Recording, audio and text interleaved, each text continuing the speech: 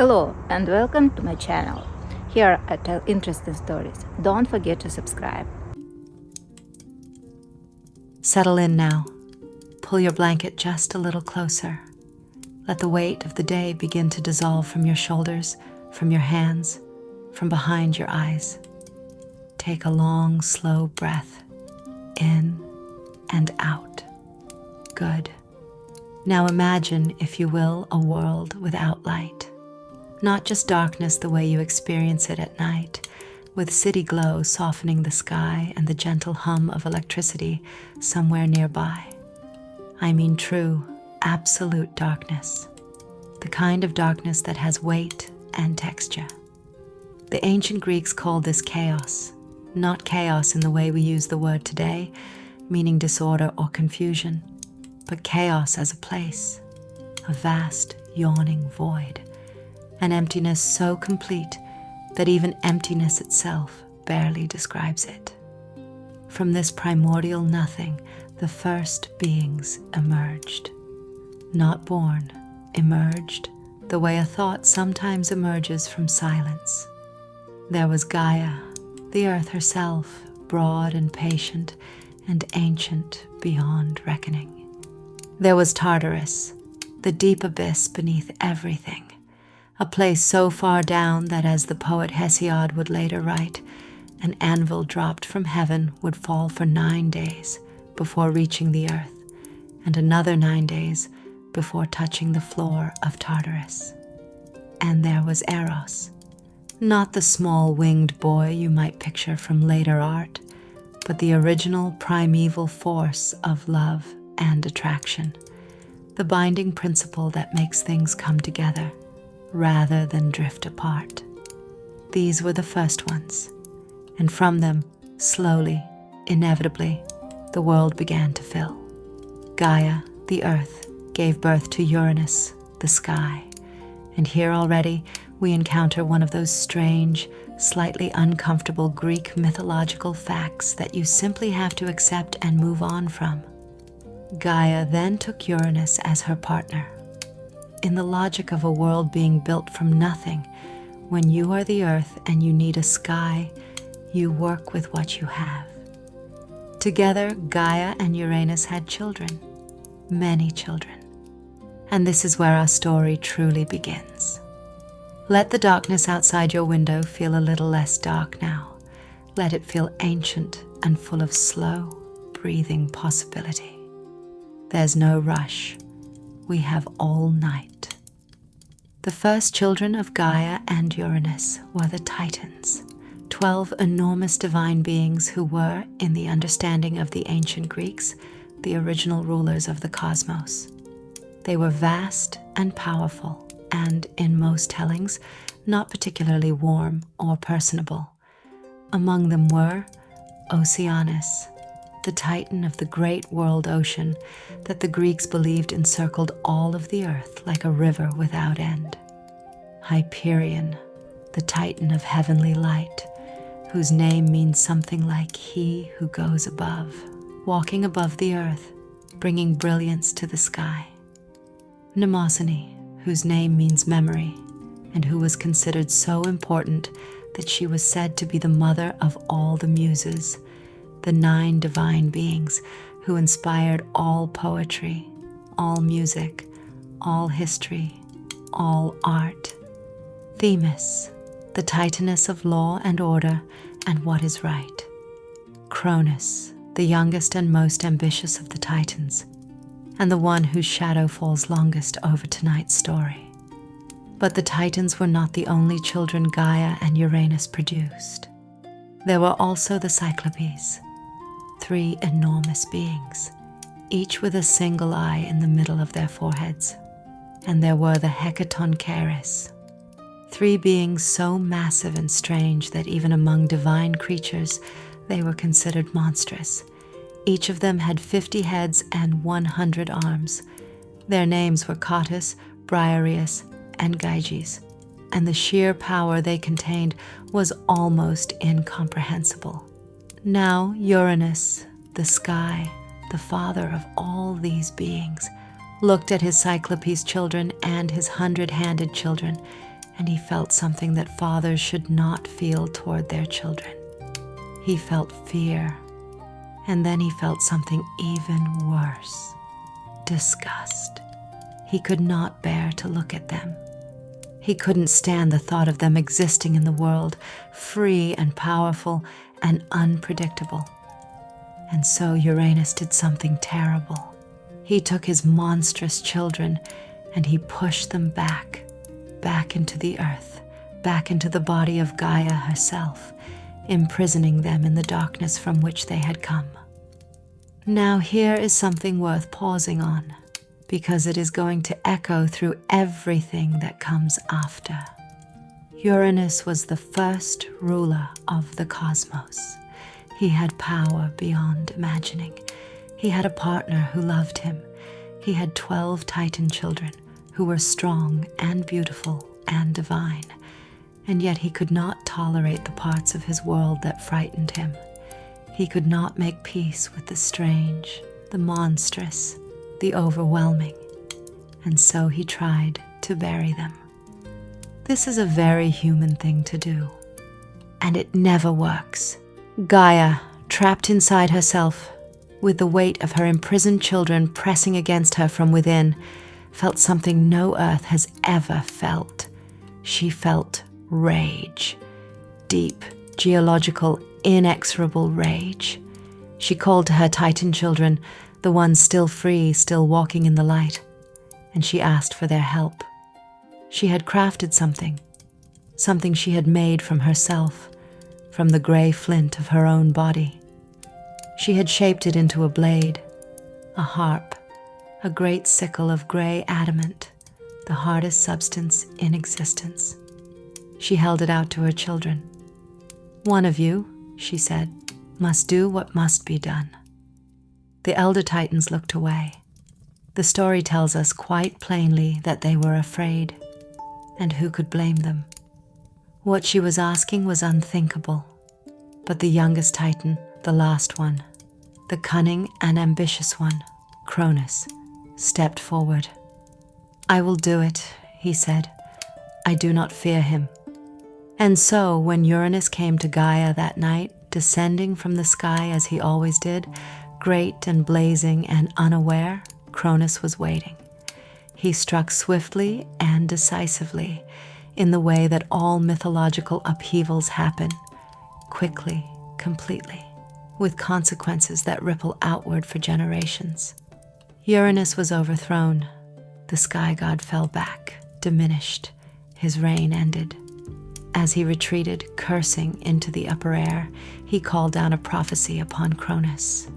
"You will be overthrown," Uranus declared, his voice rolling like distant thunder. "One of your own children will do to you what you have done to me. This is the fate you cannot escape." And Cronus, now the ruler of all creation, heard this prophecy, and he remembered it, and it began to change him. Take another breath. Feel the weight of your body against the mattress. Notice how your thoughts are beginning to slow, just slightly. The ancient Greeks believed that sleep was a kind of small death, a gentle practice of letting go. Hypnos, the god of sleep, was the twin brother of Thanatos, the god of death. They were not enemies. They were family. You are in safe hands tonight. Let the story carry you. Cronus ruled the cosmos in what later Greeks would call the Golden Age. This is one of the genuinely lovely and slightly melancholy parts of the mythology, the idea that the earliest age of the world was the best one. No farming was necessary because the earth gave up its fruits freely. No cities were needed because life was simple and abundant. Death existed, but it came gently, like falling asleep, and the souls of those who died became benevolent spirits that wandered the earth doing good. It sounds peaceful, doesn't it? And perhaps it was for a while. Cronus took as his partner and queen his own sister, the Titaness Rhea, who was associated with the flowing abundance of the earth, with mountains and wild places, with the fierce protective love of mothers. She was in many ways Cronus's complement and counterpart. Where he was cunning and controlled, she was warm and instinctive. They ruled together, and children came. First came Hestia, the goddess of the hearth and home, gentle, warm, constant as a flame. Then Demeter, the goddess of the harvest, the grain, the turning of the seasons. Then Hera, regal and fierce, goddess of marriage and women and the sanctity of vows.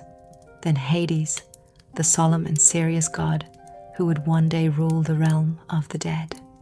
Then Poseidon, turbulent and powerful, whose domain would be the great sea. And with each birth, Cronus remembered the prophecy of his father. One of your own children will do to you what you have done to me. He looked at each infant, at Hestia's warmth, at Demeter's vitality, at Hera's obvious pride even in her earliest moments, at the serious weight of Hades, at the restless energy of Poseidon. And instead of the love that should have come, he felt the cold hand of fear. And because he was Cronus, because he was the kind of being who, when given a terrible solution to a problem, would choose it, he did the unthinkable. He took each child, and he swallowed them. There it is, the central wound at the heart of this entire mythology. A ruler so afraid of being replaced that he devours the very things he loves, so afraid of the future that he swallows it whole. If you are already feeling sleepy, that is perfectly all right. Let these images become soft and distant, like shapes in fog. The story will still be here when you drift back toward it. Rhea endured this. She endured it 5 times, watching her children disappear, swallowed by the husband she had chosen, sacrificed to his paranoia. Ancient sources describe her grief as enormous and sustained. The way a mountain weathers storms. She bent, but she did not break. And when the 6th child was coming, when she felt within herself the movement of one more life preparing to enter the world, Rhea made a decision. This time, it would be different. She went to her parents, to Gaia, who knew about suffering, and to Uranus, whose prophecy had started all of this. And she asked for their counsel. She needed help. She needed a plan, and they gave her one. When the time came, Rhea traveled to the island of Crete, to a place called Mount Ida, though some versions say the Dictaean cave and different Greek cities across the ancient world each had their own claim to being the true birthplace. And there, in secret, she gave birth to her 6th child. The child was a boy. She wrapped him quickly, the way you wrap something precious and fragile. She handed him to the curetes, divine attendants, young warriors, sometimes described as nature spirits, with strict instructions. They would raise him in the cave. They would keep him hidden. And when the infant cried, they would clash their spears against their shields so that the sound of metal on metal would drown out the sound of a baby's voice, so that Cronus in his distant palace would not hear a single note of it. Then Rhea wrapped a stone, a large smooth stone, in swaddling clothes, in baby clothes, to make it look like an infant wrapped and sleeping. She carried this stone back to Cronus, and Cronus, who had swallowed 5 children already, who was full of gods, who trusted his own power so completely that he never thought to look carefully at what his wife was handing him, swallowed the stone without question. And somewhere in a cave on Crete, a baby who would become the king of the gods opened his eyes for the first time. His name was Zeus. He was fed honey from divine bees that lived nearby, and milk from the she-goat Amalthea, a figure so important that her very horn became, in later myth, the cornucopia, the horn of plenty, overflowing with the abundance of the world. Some sources say the nymphs of the mountains rocked him in a golden cradle and sang to him. Others say that the Curetes taught him their wild, martial dances as he grew. He grew up in secret, in green Crete, under open skies, away from the marble halls and political intricacies of Olympus, which didn't yet exist. He grew up strong and clever, and it must be said somewhat uncontained, as children who grow up without parents tend to be. He was raised by the world itself, by the mountain, the goat, the bees, the nymphs, the warriors. And as he grew, he learned about his father. He learned what Cronus had done.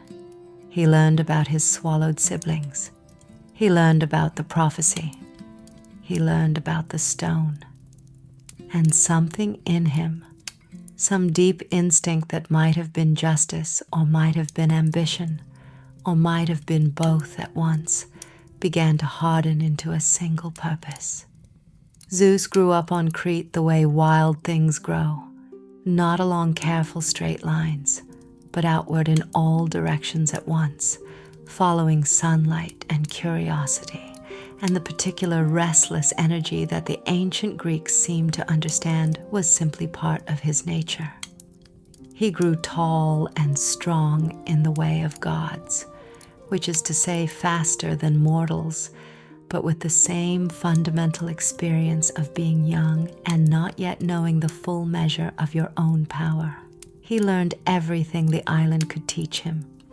He learned the way weather worked, because weather was in his blood, something he did not yet understand, but could feel in the tips of his fingers on certain charged mornings when the sea went flat and the air tasted of copper.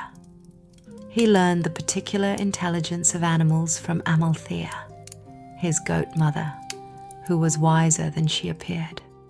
He learned patience from the nymphs of the mountain, who had been watching seasons turn since before human memory. He learned courage and the discipline of the body from the Crete, those divine warriors whose ritual dances he had been hearing since before he could walk. But there was one thing the island could not teach him, because it was something he had to feel for himself in his own chest, in the particular way that certain truths can only be learned through longing. He learned about his family, about the brothers and sisters somewhere inside his father's body, alive in the dark, suspended in a divine sleep that was not quite death, but was not truly life either. He learned this gradually from Gaia, from whispered conversations carried on wind that found its way into the cave, from the accumulated weight of the story that was, after all, his story. And the more he understood it, the more the longing became something else, something harder, something purposeful. When the time came, and ancient sources are somewhat vague about exactly when, which is one of the many pleasures of mythological chronology, the way it floats free of precise dates and concerns itself only with the emotional logic of events. Zeus left Crete. He left the cave and the goat and the nymphs and the Curetes and the star-thick nights, and he moved out into the wider world with the particular combination of confidence and inexperience that belongs to every young person who has been raised in a protected place and now steps beyond its borders for the first time. He needed to reach his father. He needed to get close enough to do what had to be done. And for that, he needed help. The help came from an unexpected source, which is usually where the best help comes from. There was a Titaness named Metis, whose name meant wisdom or counsel or cunning intelligence. The ancient Greek concept was rich enough that no single English word quite captures it. She was oceanic in her intelligence, subtle, far-seeing. The kind of thinker who could hold 20 possibilities in her mind simultaneously and feel her way toward the correct one the way water finds the lowest point.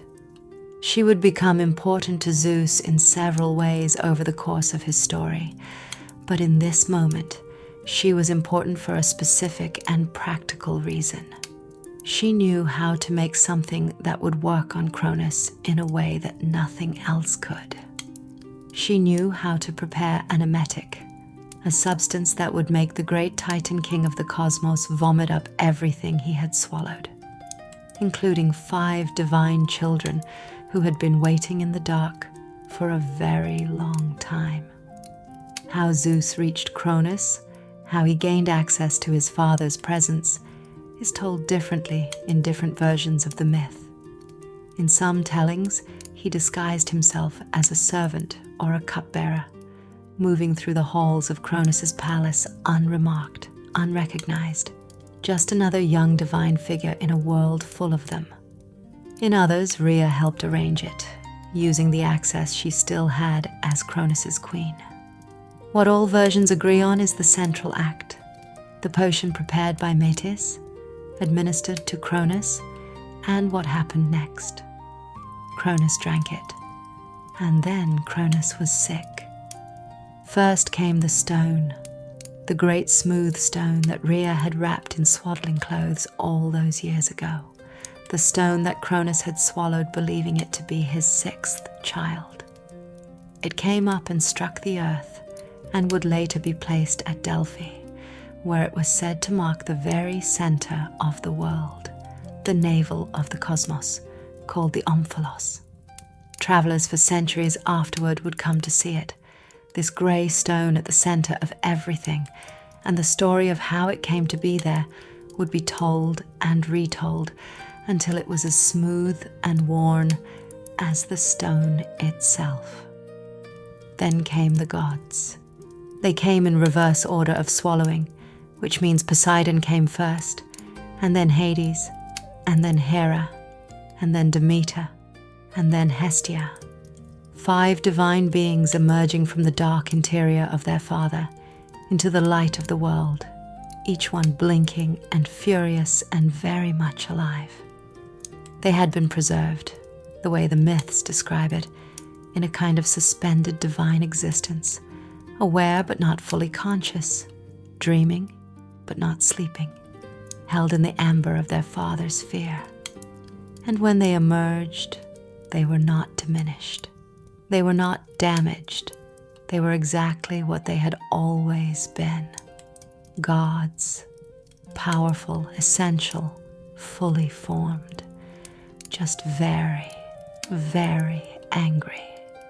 The siblings gathered around Zeus, this brother they had never met, this youngest one who had grown up free while they had spent their existence inside a stomach.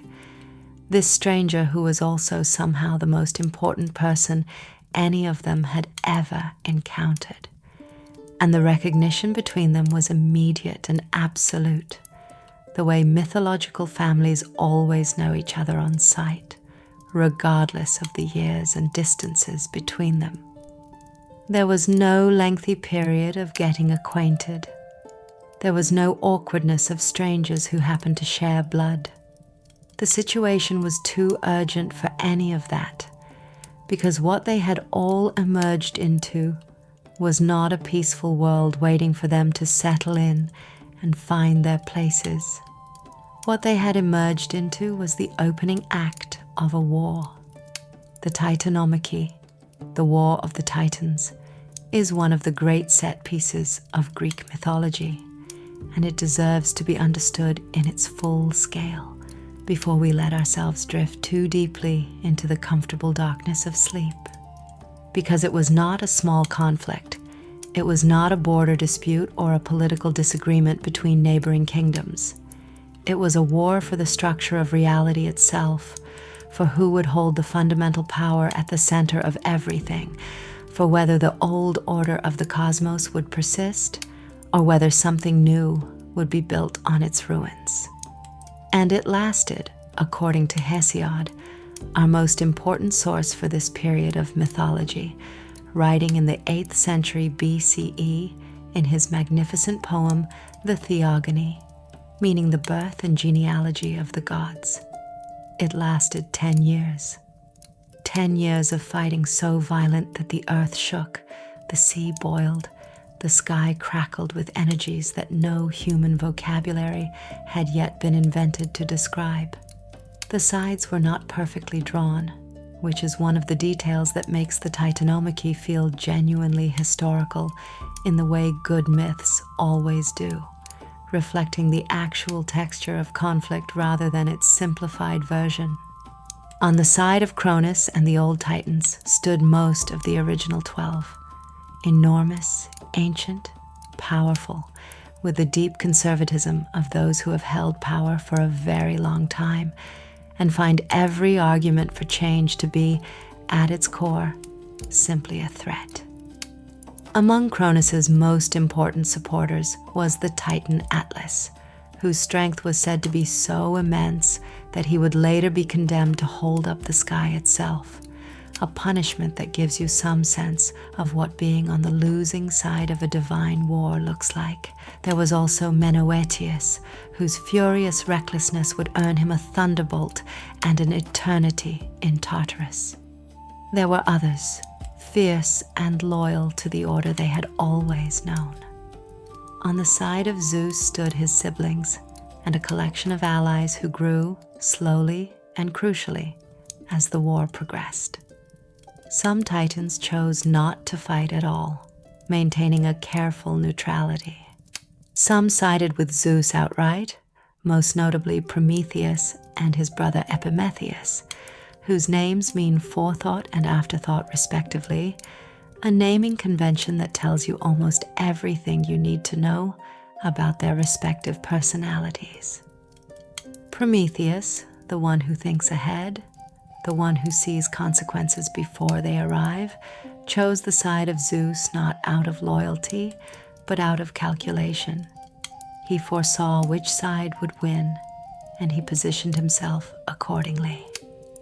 This is entirely consistent with everything else Prometheus does in Greek mythology, and we will have occasion to speak of him again in later chapters. But the turning point of the war, the moment when the balance shifted irreversibly from the old order to the new, came not from any of the Olympians themselves, and not from their Titan allies, but from something that happened deep in the earth, in the place where the most ancient and powerful of Gaia's children had been imprisoned since before the war began. Zeus listened to Gaia. This is worth saying plainly because it is not always the first thing people think of when they think of Zeus. This god who will, as our story progresses, frequently demonstrate a spectacular failure to listen to the women and wisdom around him. But in this early moment, in this crucial strategic juncture, he listened to his grandmother, and Gaia told him what needed to be done. The Cyclopes were still imprisoned in Tartarus. The Hecatonchires, Cottus and Briareus and Gyges, with their 50 heads and 100 arms each, were still imprisoned in Tartarus. They had been there since Uranus had pushed them down into the dark, and Cronus, having come to power, had seen no reason to release them. Why would he? They were terrifying. They were overwhelming. They represented exactly the kind of power that frightened rulers cannot afford to let run free. So they remained in the deep dark, and the goddess Campe, a terrible dragon-like figure, twisted and fierce, served as their jailer. Zeus went down to Tartarus. This is, in its own quiet way, one of the most remarkable things Zeus ever did, and it tends to get overshadowed by the more dramatic events of his later life, because Tartarus was not a place where living beings could go easily. It was not a place where living beings were supposed to go at all. It was the deepest below, the absolute bottom, the darkness at the bottom of all darkness. The air there was different. The laws of time and space felt slightly different. It was the place where the worst of the cosmic criminals were eventually sent, where the earth itself became something more like a wound than a place. And Zeus went there deliberately, armed and purposeful, to do something that had to be done before the war could be won. He killed Campe. The ancient sources give this fact to us simply and without extensive elaboration, the way epic poetry sometimes delivers its most extraordinary moments, plainly, with a kind of matter-of-fact grandeur.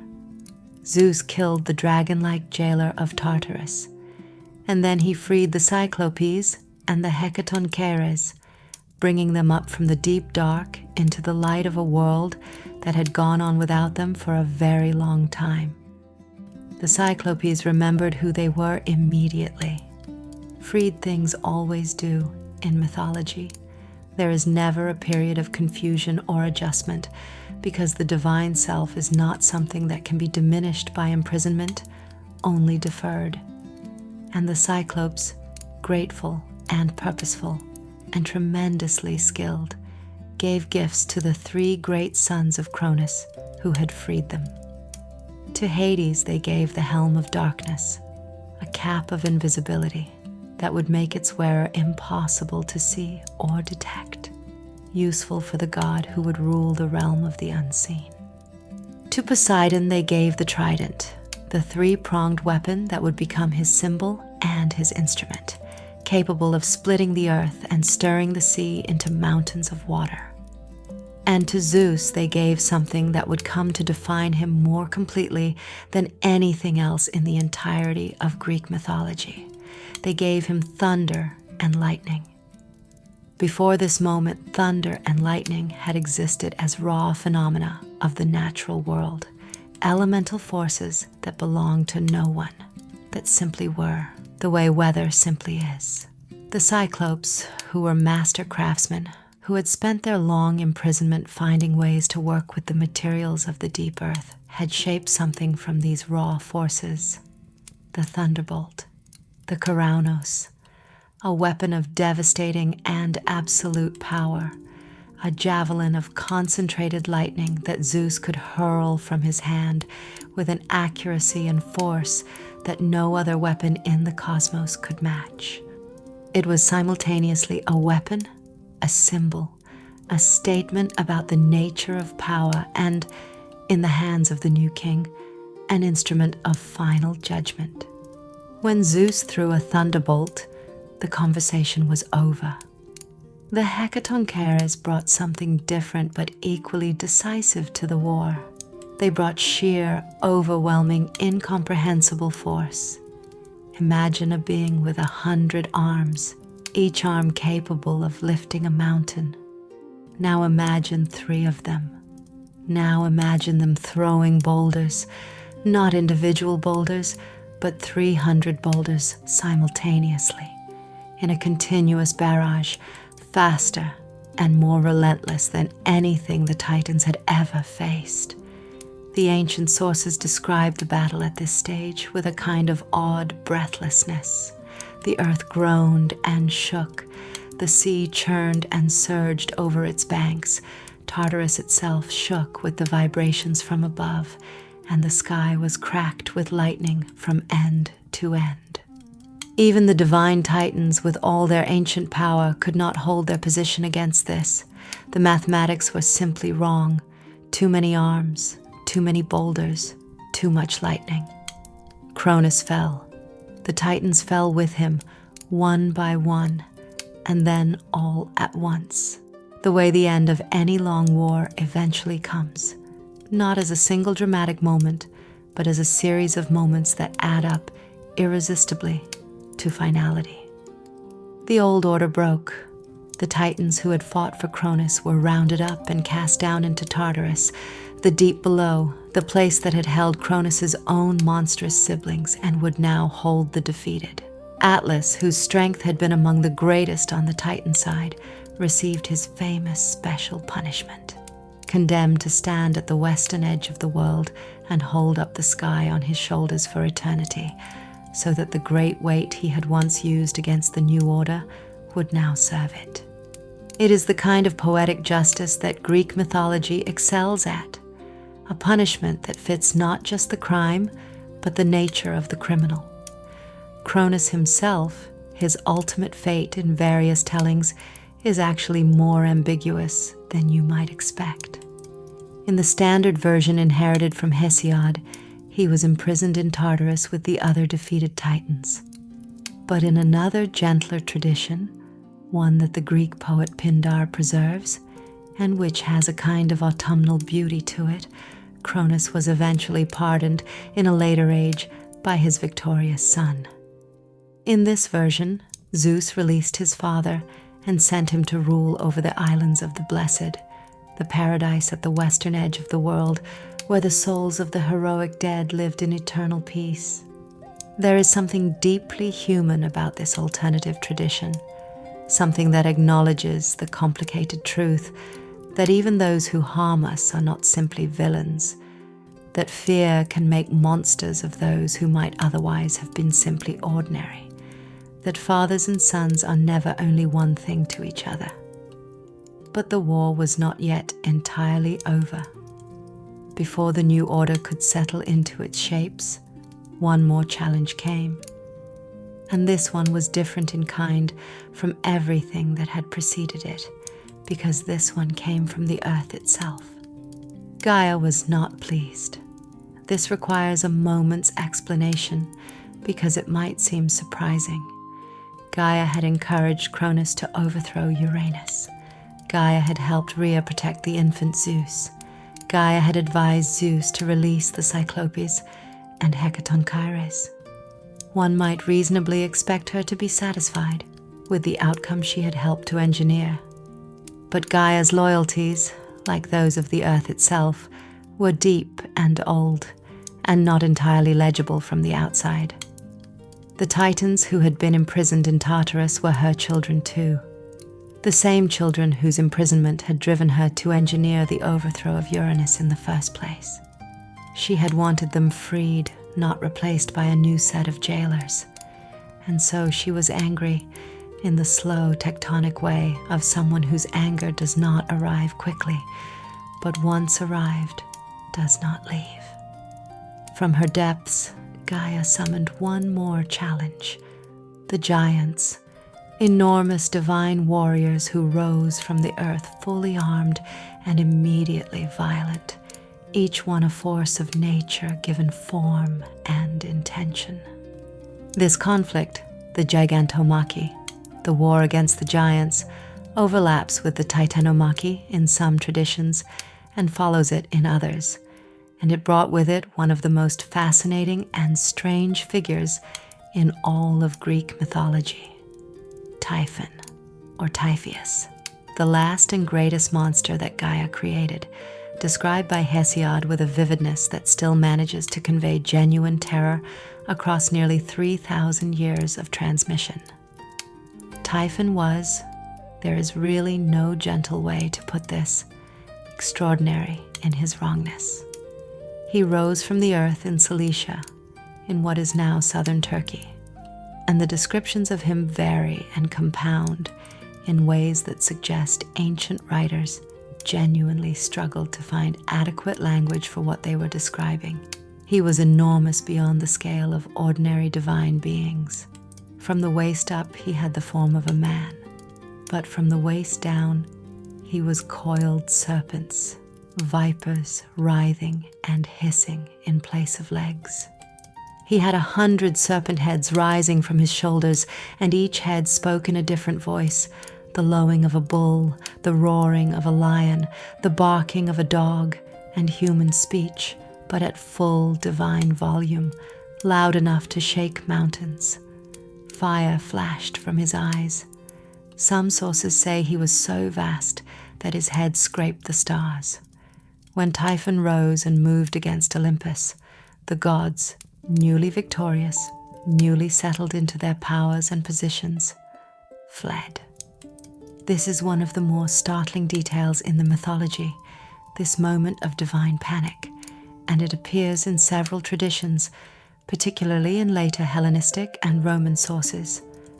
The gods transformed themselves into animals and fled to Egypt, hiding in the Nile Delta in the forms of various creatures, which is one of the mythological explanations the Greeks and later Romans offered for why the Egyptians worshipped animal-headed gods. They were seeing the traces of the Olympians' disguises. Hermes became an ibis. Apollo became a crow. Artemis became a cat. Ares became a fish. Even Zeus, in some versions, briefly took the form of a ram. But Zeus came back. He came back because something in him, that quality forged in the cave on Crete, raised on honey and goat's milk, and the clash of spears in the dark, would not let him stay hidden. And he came back armed with his thunderbolts, which the Cyclopes had made, and which no amount of serpent heads and roaring voices could stand against. The battle between Zeus and Typhon is described in the Theogony with extraordinary energy. The two of them trading blows that set the sea boiling and the earth cracking, thunderbolts against geysers of fire, the mountain Etna eventually being thrown down upon Typhon and pinning him beneath it forever, which is why Etna erupts, the ancient Greeks would tell you, with the breath and fire of the monster imprisoned beneath. With Typhon defeated and buried, with the giants scattered and overcome, with the Titans bound in Tartarus, and the old order definitively ended, the world finally settled into a new configuration.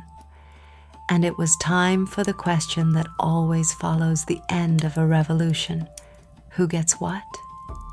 The three great brothers, Zeus, Poseidon, and Hades, stood together at the division of the cosmos, and they cast lots, which is the ancient Greek version of drawing straws, a reminder that even among the divine there are moments when the universe's distribution of power and responsibility comes down to chance, to the simple turn of fate.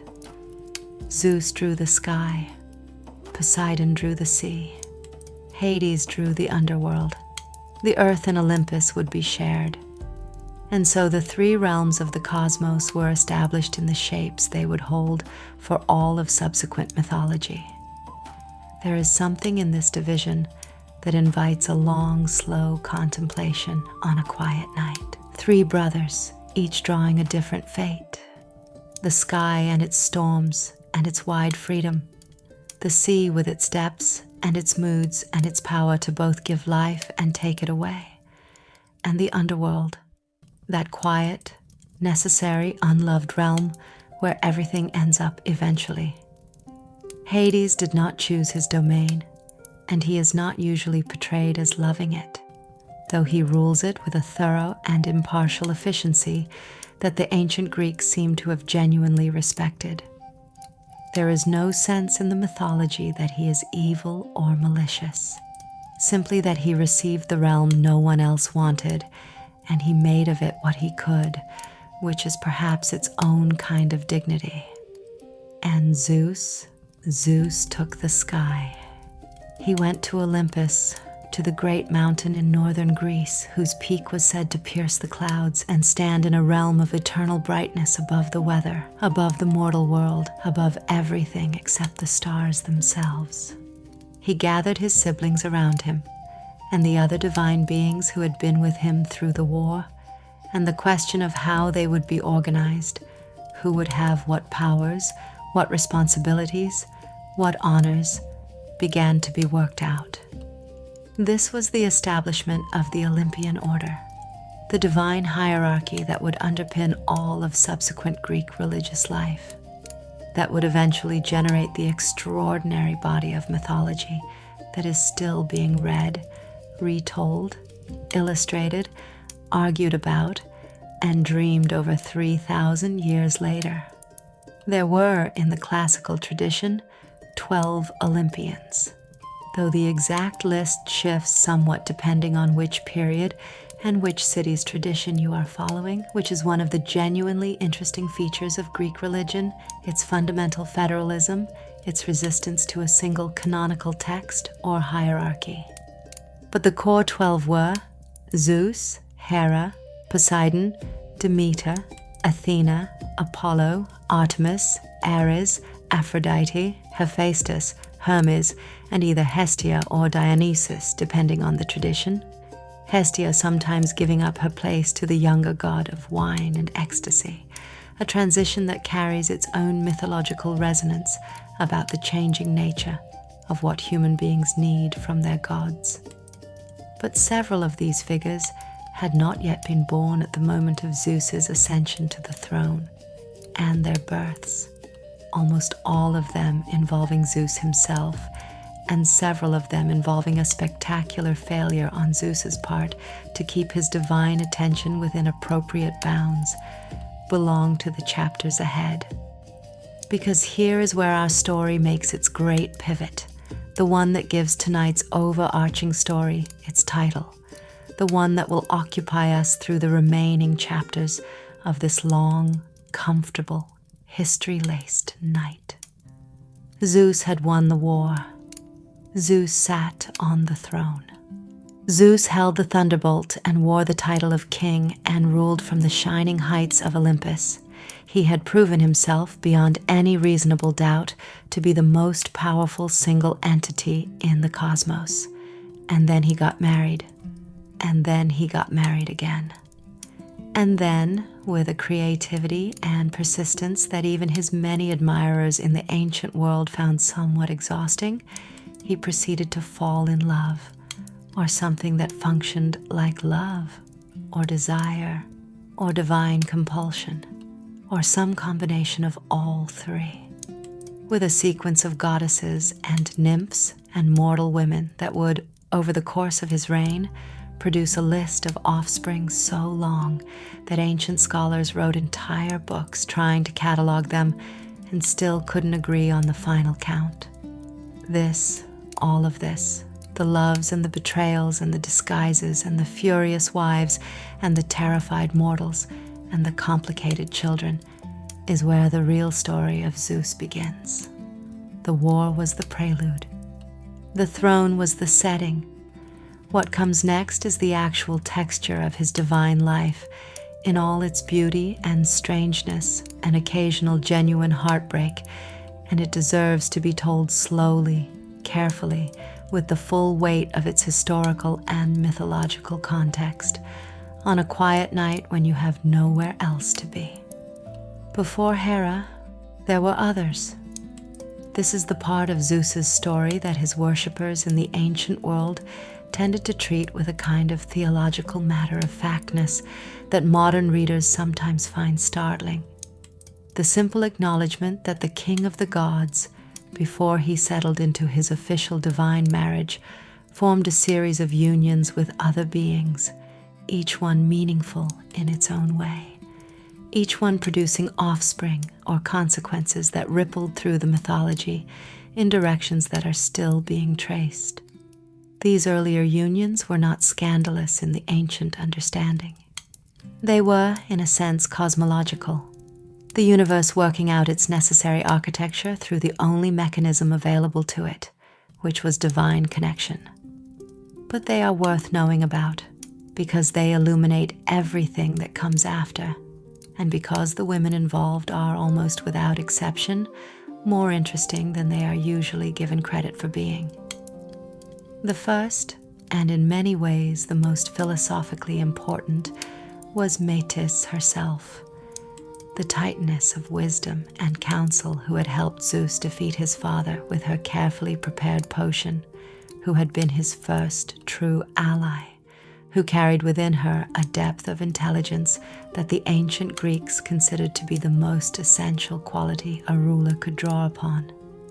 Zeus married Metis, or entered into a union with her that functioned as marriage in the early days after his victory, while the new Olympian order was still finding its shape and everything was still somewhat fluid and provisional. There was genuine connection between them, or as genuine as divine connections tend to be in the mythology, something based in mutual recognition, in the particular attraction of power toward wisdom, which is one of the more optimistic recurring themes in Greek thought. But then came a prophecy. Prophecies, as we have already established in this story, have a particular weight in Greek mythology.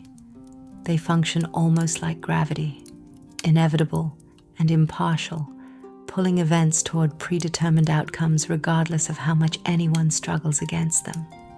And the prophecy that came now had a terrible familiarity to it. It stated, plainly and without apparent irony, that Metis was destined to bear children of extraordinary power. Her first child would be a daughter of great wisdom, but her second child would be a son who would surpass his father in power and eventually overthrow him, just as Cronus had overthrown Uranus, just as Zeus had overthrown Cronus. The wheel, apparently, had every intention of turning again. Zeus, who had fought for 10 years to break exactly this cycle, who had cast his own father into Tartarus to prevent exactly this outcome, who held in his own divine memory the image of Cronus swallowing his children in blind, terrified refusal of the future. Zeus did not respond to this prophecy with grace or wisdom or any of the qualities he had acquired by proximity to Metis herself. He responded to it the way frightened, powerful beings respond to the thing they fear most. He swallowed Metis. The mythology records this with a directness that is almost funny if you are not paying attention to what it means. Zeus simply swallowed his pregnant wife before she could give birth, internalizing her entirely, taking her wisdom into himself, which is one reading of the symbolism, the idea that Zeus absorbs the principle of Metis, of counsel and wisdom, making it permanently part of his own nature rather than an external check on his behavior.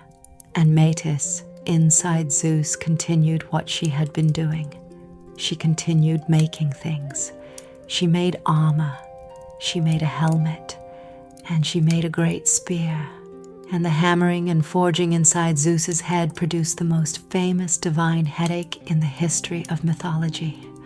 A pain so enormous and so relentless that Zeus eventually called for Hephaestus, or in some versions Prometheus, to split his skull open with an axe or a hammer, on the theory that whatever was in there needed to come out.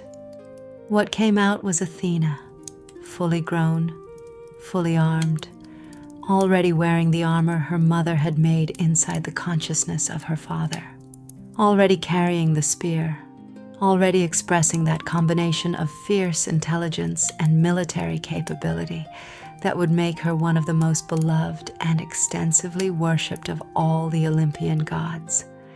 She stepped from Zeus's head into the light of Olympus, and the ancient sources describe the gods as trembling at her emergence, the earth shaking, the sea stirring, the sun stopping briefly in its path.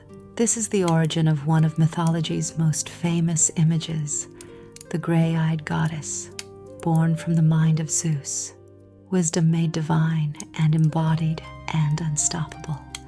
Metis herself remained inside Zeus forever. She is described in some sources as continuing to counsel him from within, as being the internal voice of wisdom that Zeus sometimes listened to and sometimes catastrophically ignored. It is a strange and melancholy image, the wisest being in the cosmos, absorbed, internalized, invisible, present in every decision her husband made, but never again present in the world as herself. There is a feminist reading of this story that essentially writes itself, and the ancient world was not entirely unaware of it, though their conclusions about what it meant differed substantially from what a contemporary reader might draw. The second great union, before Hera, was with Themis, the Titaness of divine law, of natural order, of the sacred principle that the universe operates according to rules that no one, not even the king of the gods, can simply override. She was ancient, steady, and deeply serious in the way of beings whose purpose is to hold things together rather than to move through the world with spectacular individual energy. Zeus and Themis together produced the Horae, the goddesses of the seasons, Eunomia meaning good order and lawfulness, Dike meaning justice, and Irene meaning peace, a trio of principles that the ancient Greeks considered the foundations of any functioning civilization. They also produced the Moirai, or Fates, the three extraordinary figures who spun and measured and cut the thread of every mortal life, whose authority was so absolute that even Zeus himself was said to be ultimately subject to their decrees, though this was one of the theological points on which ancient Greek religious thought was somewhat deliberately ambiguous. There was also Eurynome, an Oceanid, a daughter of the Titan Oceanus, with whom Zeus produced the Charites, or Graces, Aglaia meaning splendor, Euphrosyne meaning joy, and Thalia meaning festivity, the three divine embodiments of beauty and celebration, and the particular quality of light that enters a room when someone genuinely happy walks into it. And there was Mnemosyne, the Titaness of memory herself, daughter of Uranus and Gaia, sister of Cronus, the oldest of the old, with whom Zeus spent 9 consecutive nights, and from this union came the 9 muses, each one presiding over a different domain of human creative and intellectual life: epic poetry, lyric poetry, history, music, tragedy, comedy, dance, astronomy, and erotic poetry. The muses are, in their way, one of the most important things Zeus ever produced, because they are the divine patrons of everything that human beings create to make their lives meaningful, everything they make to hold against the darkness, every story and song and calculation and performance that has ever helped anyone feel less alone in the universe. They are, not coincidentally, the reason we are here tonight. But all of this, Metis, Themis, Eurynome, Mnemosyne, and several others, including the Titaness Leto, who would bear him Apollo and Artemis, and the Oceanid Dione, who in some traditions was the mother of Aphrodite. All of this was the mythology's way of establishing Zeus's comprehensive dominion, his connection to every important principle and force in the cosmos. Each union produced a necessary element of the world's architecture. The ancient Greeks were not, in describing these unions, primarily interested in gossip. They were doing cosmology. They were explaining where justice comes from and where memory comes from, and where the impulse toward beauty and the impulse toward creative expression come from. They were saying, these things are divine in origin.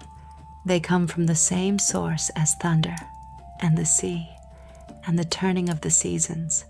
And that source is the generative power of the king of the cosmos meeting with the various principles that make the cosmos worth inhabiting.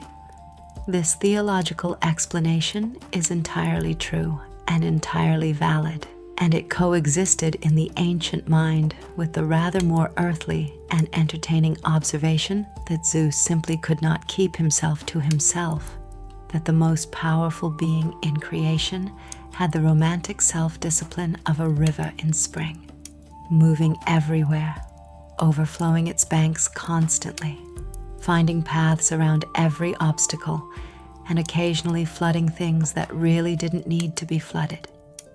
And then came Hera. Hera and Zeus did not come easily to each other. The mythology preserves several versions of their courtship, and at least one of them is deeply uncomfortable by any standard.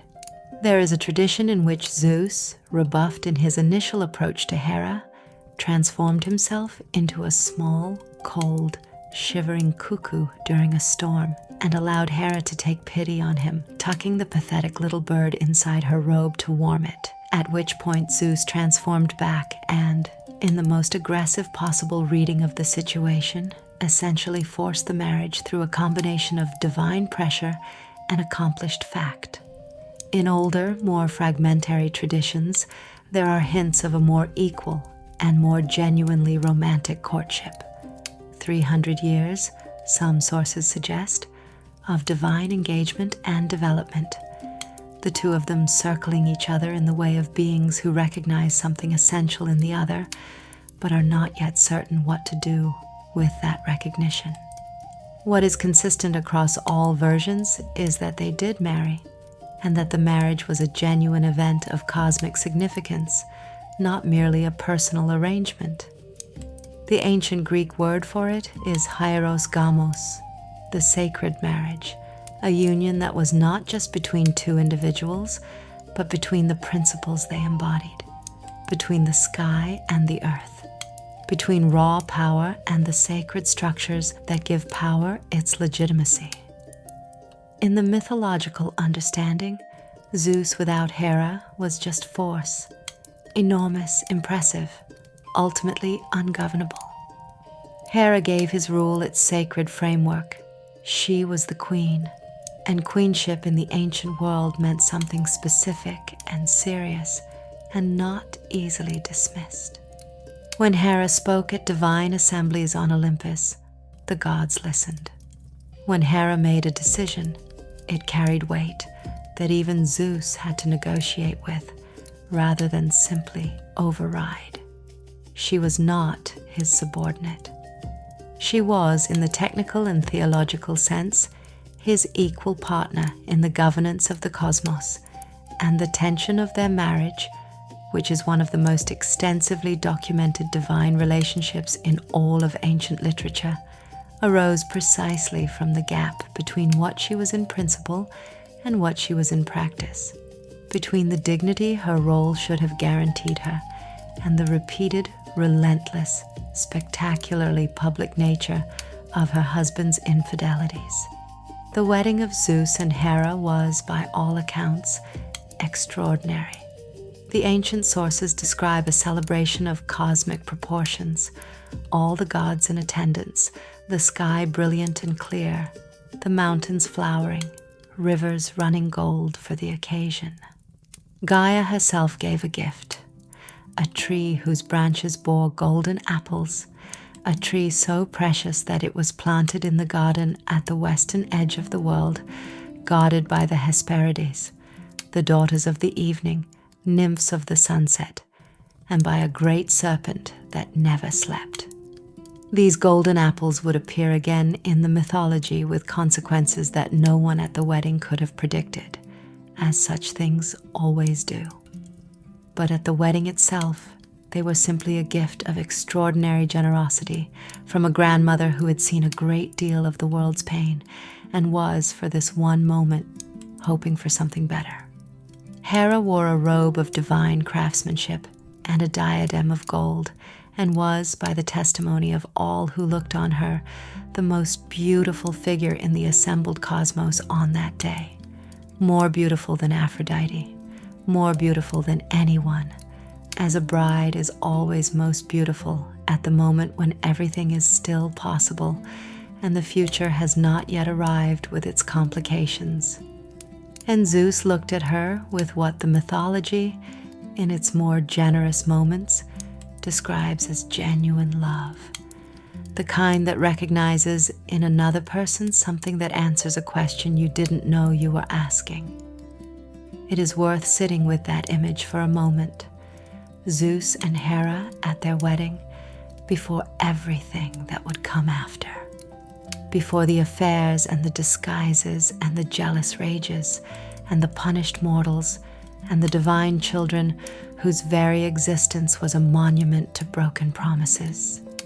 Before all of that, there was this, a god who had fought for 10 years and survived impossible things, looking at a goddess who had endured the darkness of her father's body and come out of it not diminished, but extraordinary, and something true passing between them across the wedding feast, something that all the subsequent complexity of their marriage would obscure, but never entirely destroy.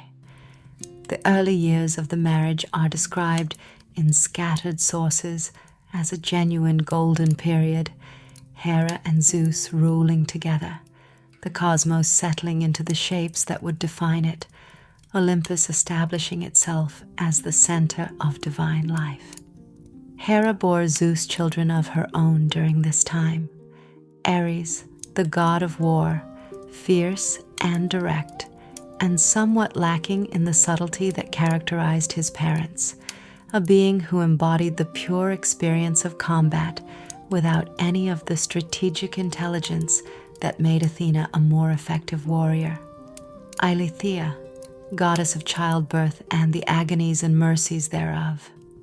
Hebe, the goddess of youth, whose particular role was to pour nectar at the divine feasts, a position of intimacy and honor rather than servitude. And in some traditions, Hephaestus, the divine craftsman, whose story intersects with Hera's in ways that are complicated and painful and will be properly addressed when the time comes. But the complications came. They always came in this mythology because the mythology is not interested in uncomplicated happiness, or rather it acknowledges that uncomplicated happiness is not actually available to beings of power and feeling, that to be truly alive and fully yourself is to be in perpetual engagement with the messy, resistant, beautiful, infuriating texture of existence.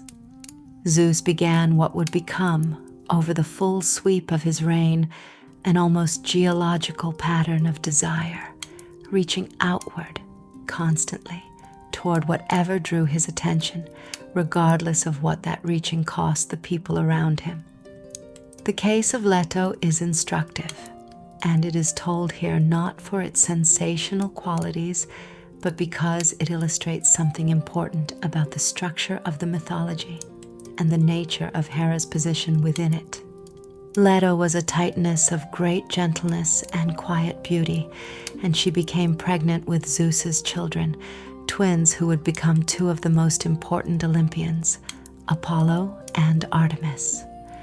When Hera discovered this, her response was not quiet or private or resigned. Her response was the response of a queen whose dignity had been publicly violated and who intended to make the consequences of that violation felt as widely and as lastingly as possible. She decreed that Leto could find no land on which to give birth, that every place that had solid ground would refuse to receive her, that the earth itself was forbidden to offer her shelter. Leto wandered. This is one of the genuinely moving sequences in the mythology. This gentle titaness, heavily pregnant, refused by coast after coast, island after island, the solid earth turning her away because it feared the queen of heaven's wrath. There is something in this image that resonates beyond its mythological context, the figure of someone at their most vulnerable being refused shelter by the world. And it is worth noting that the ancient Greeks who heard this story understood it as genuinely pitiable, as genuinely wrong, even as they understood Hera's fury as genuinely understandable.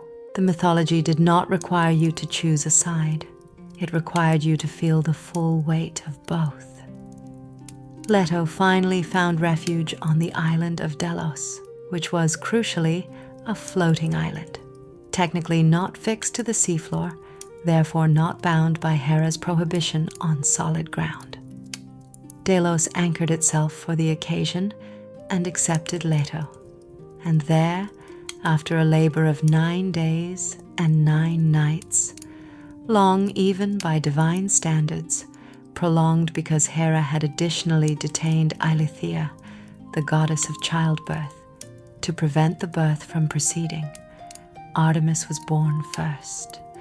And Artemis, immediately after her own birth, assisted with her twin brother's delivery, which is the mythological explanation for her later association with childbirth and the protection of laboring mothers, and also the first expression of the fierce protective capability that would define her character throughout the mythology.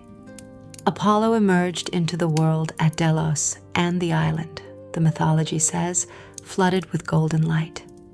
The sea turned to gold. The swans circled. The nymphs who attended the birth washed the infant and wrapped him in white cloth and fed him nectar and ambrosia, and he ate it, and he grew almost immediately into something that was visibly, unmistakably, dangerously powerful.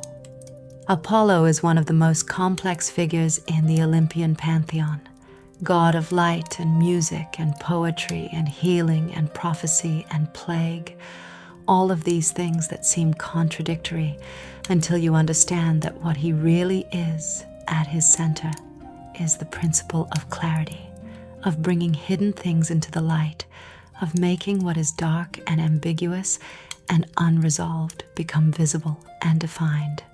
He is bright and he is cold, and he is sometimes kind and sometimes devastating, and he is, in the estimation of many scholars of ancient religion, probably the most widely worshipped of all the Olympian gods, the one whose cult spread most widely across the Greek world, and whose sanctuary at Delphi became the closest thing ancient Greece had to a universal religious center.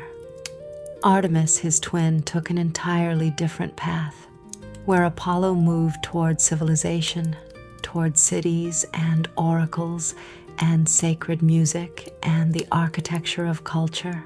Artemis moved away from it. She asked her father, as a young child, for a list of gifts, and the list is one of the more charming things in all of Greek mythology. She asked for eternal virginity, for a silver bow and arrows, for hounds to hunt with, for a short hunting tunic rather than the longer robes of more domesticated goddesses, for mountains and wild places as her domain, and for 60 ocean nymphs and 20 river nymphs as her companions. Zeus, moved by the specificity and certainty of his daughter's request, gave her all of it without hesitation. And Artemis took herself into the forests and the mountains and became the huntress, fierce and free, and absolutely clear about the nature of her own life, which is a kind of wisdom that the mythology clearly admires, even as it admits that it makes her somewhat terrifying to those who cross her. Through all of this, through the births of Apollo and Artemis, through the establishment of their cults and their characters, through the continuing business of ordering and populating Olympus and the wider divine world, Hera watched and presided and endured and remembered. She was never passive, never quietly suffering, never the simple victim that modern retellings sometimes make of her. She was active and powerful and politically sophisticated in the way of those who have learned to work within constraints they did not choose, and her anger was always proportionate in its own mythological logic to the actual magnitude of what was being done to her. The things she did in response to Zeus's infidelities, the persecution of Leto, the later persecution of Heracles, the various interventions and punishments and divine manipulations, were not the random lashing out of an irrational being. They were the deliberate political and divine responses of a queen whose sacred domain was being violated with impunity, who had no recourse against the source of the violation, because the source was her husband and the king and the most powerful being in the cosmos, and who therefore directed her responses at those she could reach. There is a scene in the Iliad, Homer's great epic of the Trojan War, which we will come to in its own time, centuries downstream from the events we are discussing now, in which Hera and Zeus argue on Olympus with a directness and a familiarity and an emotional authenticity that reads, across nearly 3,000 years, like an argument between two people who have been married for a very long time and know each other's weak points with the precision of those who have been paying close attention. Zeus threatens. Hera responds with a sharp exactness that makes the other gods uncomfortable. Zeus backs down, not entirely, but enough, and the divine assembly breathes again. It is one of the most human moments in ancient literature, and it tells you more about the actual texture of this divine marriage than any of the formal theological descriptions. They argued. They hurt each other. They were bound together by something that neither of them could simply dissolve, that had grown too deep and too comprehensive to be undone by even the worst of what they did to each other. ancient Greeks who prayed to them together, who invoked the sacred marriage as the template for their own unions, were not being naively optimistic. They were acknowledging that marriage, even divine marriage, even the most powerful and prestigious marriage in the cosmos, was a complicated and imperfect and endlessly ongoing negotiation, and that this was not a failure of the institution, but the very nature of it. There is one more story from this early period that belongs here, before we close this chapter and let the night take over. It is the story of Ganymede, and it is told partly because it demonstrates something about Zeus that the mythology consistently acknowledges alongside everything else, that his capacity for beauty was not restricted by conventional categories, that desire in the divine was as wide and various as the cosmos itself, and partly because it contains a detail that is, in its own way, one of the most tender things in all of Greek mythology. Ganymede was a Trojan prince, described as the most beautiful of mortals, and Zeus desired him so completely that he sent his eagle, or in some versions transformed into the eagle himself, to carry the boy up to Olympus, where Ganymede became the cupbearer of the gods, serving nectar at the divine feasts in a role that was simultaneously a great honor and a radical uprooting from everything he had known. The tender detail is this: Zeus, understanding what had been taken from Ganymede's family, gave to his father Tros, king of Troy, a gift of horses, the finest horses in the world, so swift they could run on water, as compensation for his son. It is a strange and imperfect compensation, and the ancient Greeks were aware that it was strange and imperfect, but it is also, in its way, an acknowledgement that something had been taken, that taking has a cost, that even the most powerful being in the cosmos cannot entirely exempt himself from the obligation of recognizing what his desires cost other people. Zeus did not always act on this acknowledgement, but he made it. And in the long, complicated moral ledger of this mythology, that matters. Hera presided over Olympus with the fierce dignity of someone who had chosen, consciously and repeatedly, to hold her position rather than abandon it. She wore her diadem. She sat on her golden throne.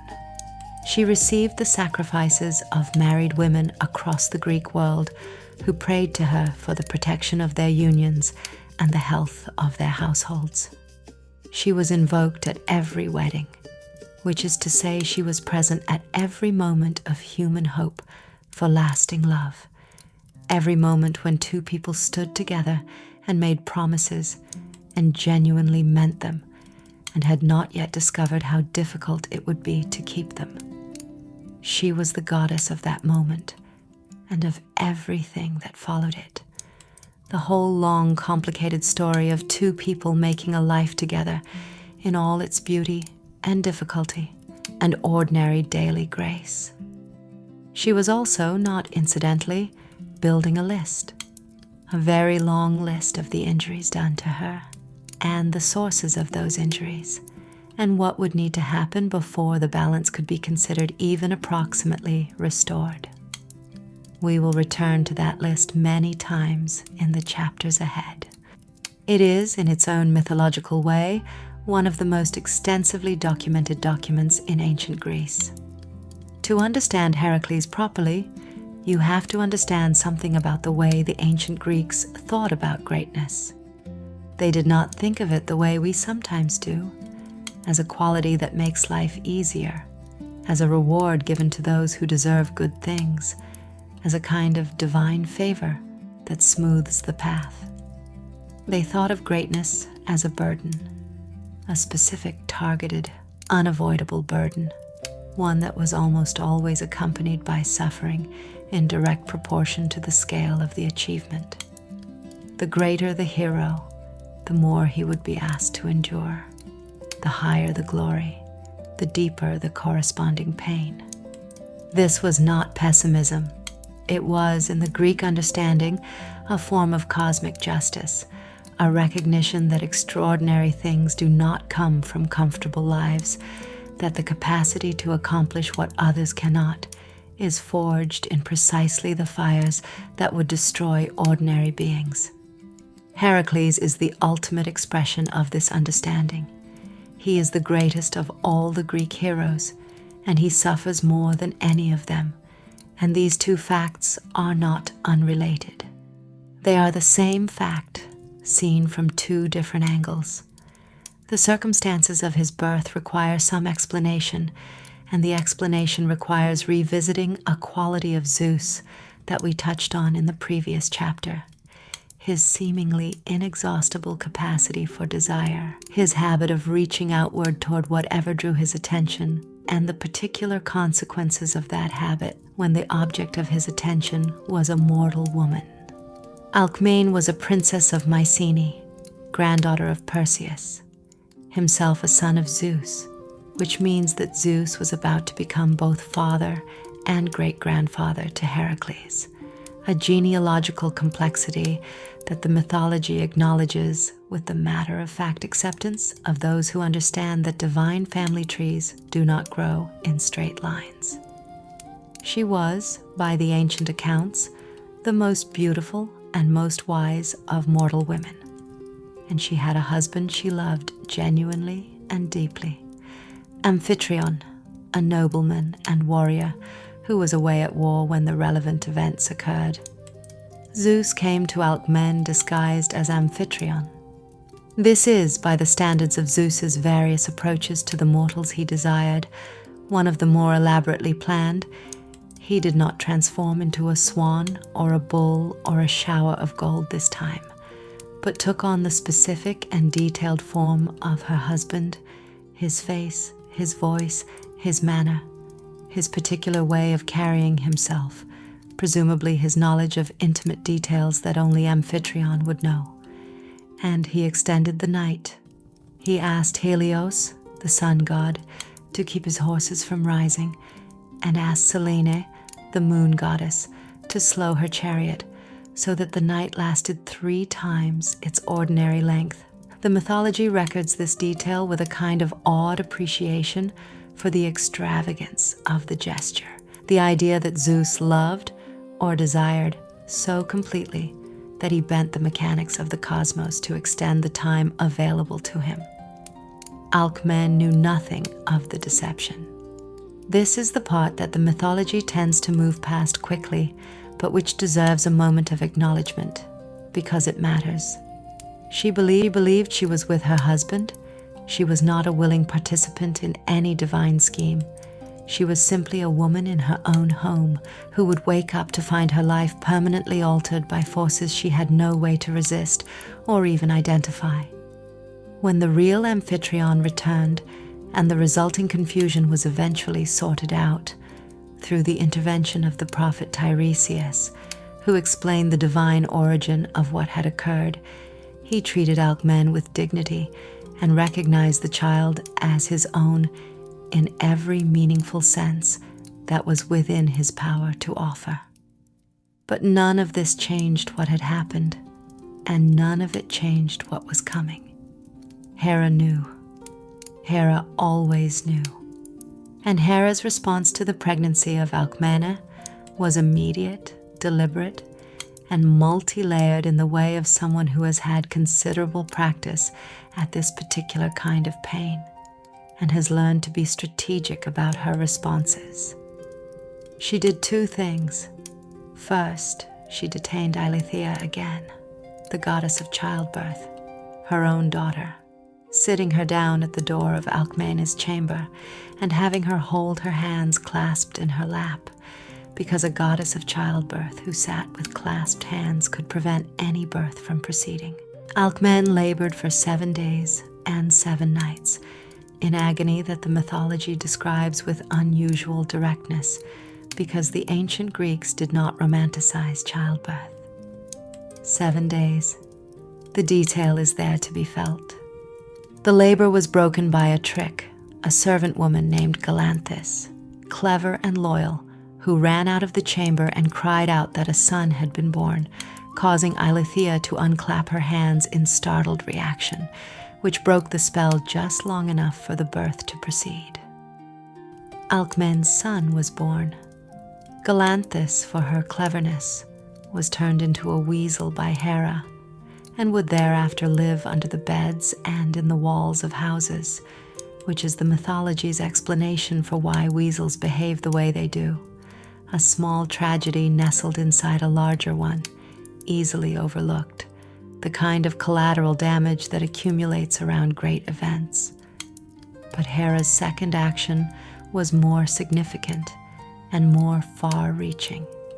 Before Heracles was born, Zeus had announced on Olympus that the next descendant of Perseus to be born would be High King over all those around him, a proclamation of divine destiny, an establishment of extraordinary future greatness. Hera, who heard this, moved quickly to ensure that another descendant of Perseus would be born before Alcmaeon's child.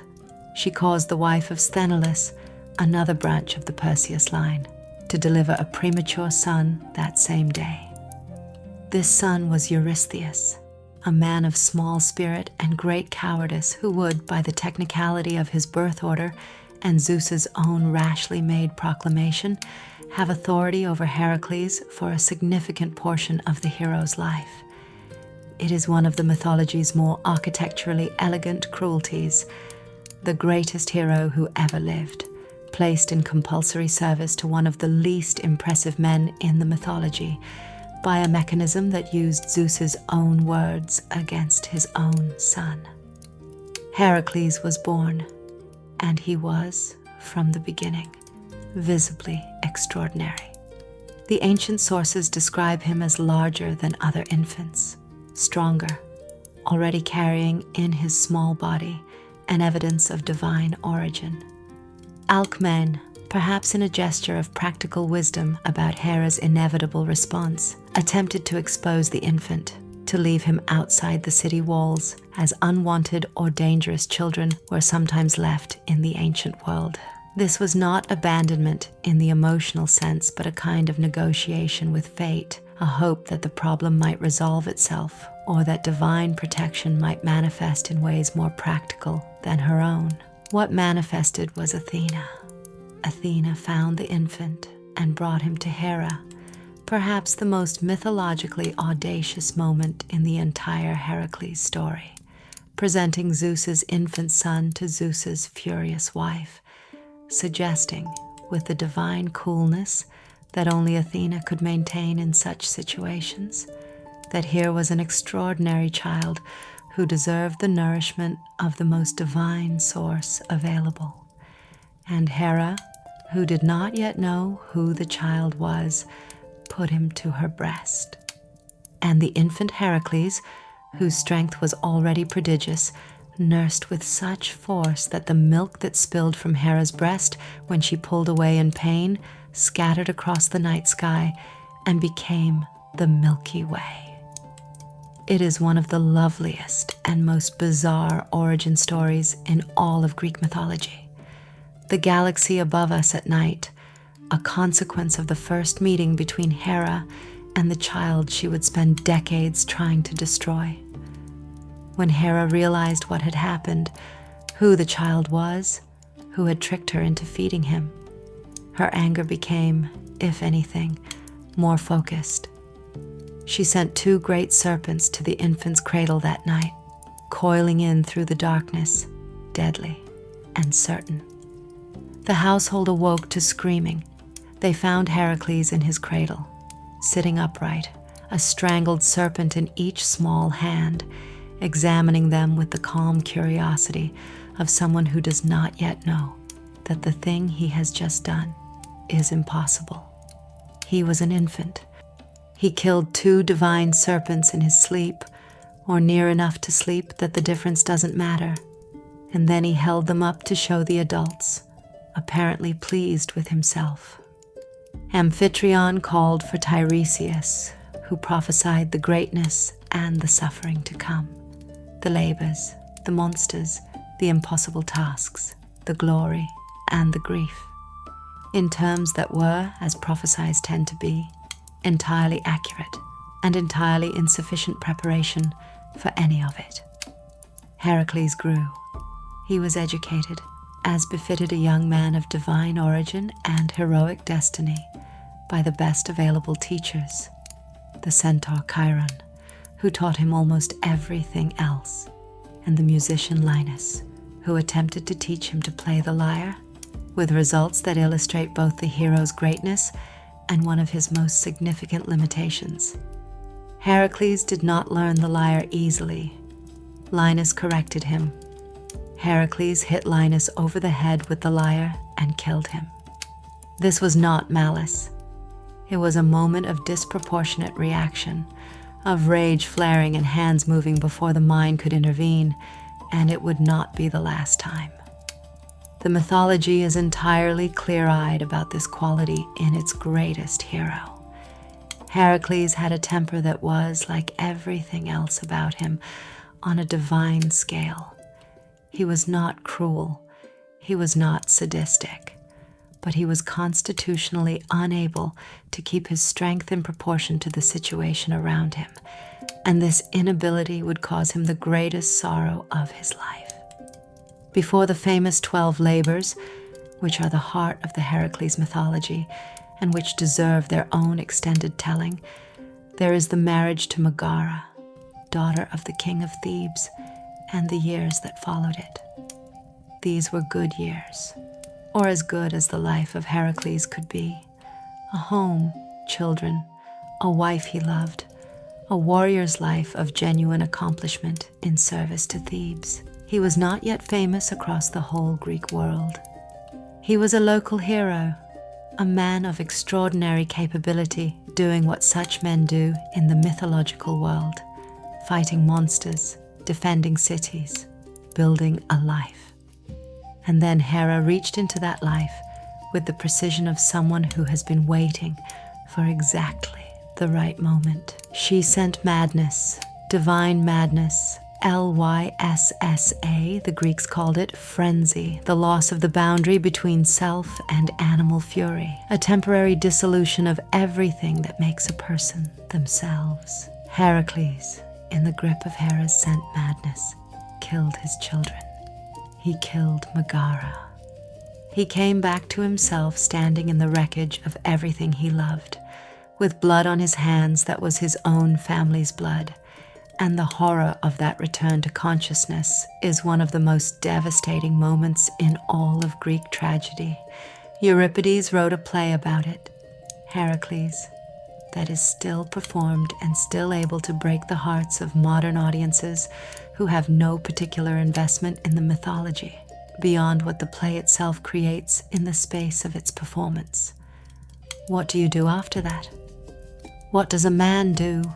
Or a half-god, but the mortality matters more in this moment than the divinity. What does he do when he has done the worst thing that can be done, and done it unknowingly, and cannot undo it? The mythology's answer is both terrible and profound. He goes to the oracle at Delphi. He submits himself to judgment. He accepts what is asked of him, however impossible it seems, because the alternative, to live with what he has done without any attempt at expiation, is simply not something his nature can accommodate. The oracle at Delphi told him to go to Eurystheus, that small-spirited king who held authority over him by Hera's manipulation, and to perform whatever labors Eurystheus assigned.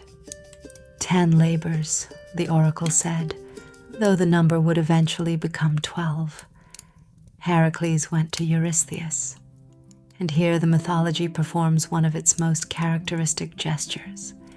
It takes a situation of profound grief and moral complexity and channels it into a series of adventures, a sequence of impossible tasks, a structure that allows the unbearable to be survived by being transformed into action. The 12 labors are, on one level, simply a magnificent sequence of hero stories. the Nemean lion, whose skin could not be pierced by any weapon, strangled with bare hands and thereafter worn as Heracles' distinctive armor. The Lernaean hydra, the many-headed serpent that grew 2 heads for every one cut off, eventually overcome with the help of his nephew Iolaus, who cauterized each stump with fire. The Ceryneian hind, sacred to Artemis, which had to be captured alive, and which led him on a chase for a full year before he could lay hands on it. The Erymanthian boar, brought back alive to Eurystheus, who was so frightened of it that he hid in a large jar. The mythology gives us this detail with a straight face, the mighty hero's employer diving into a jar, and the image is both comic and sad. On another level, the labors are a kind of spiritual and geographic education.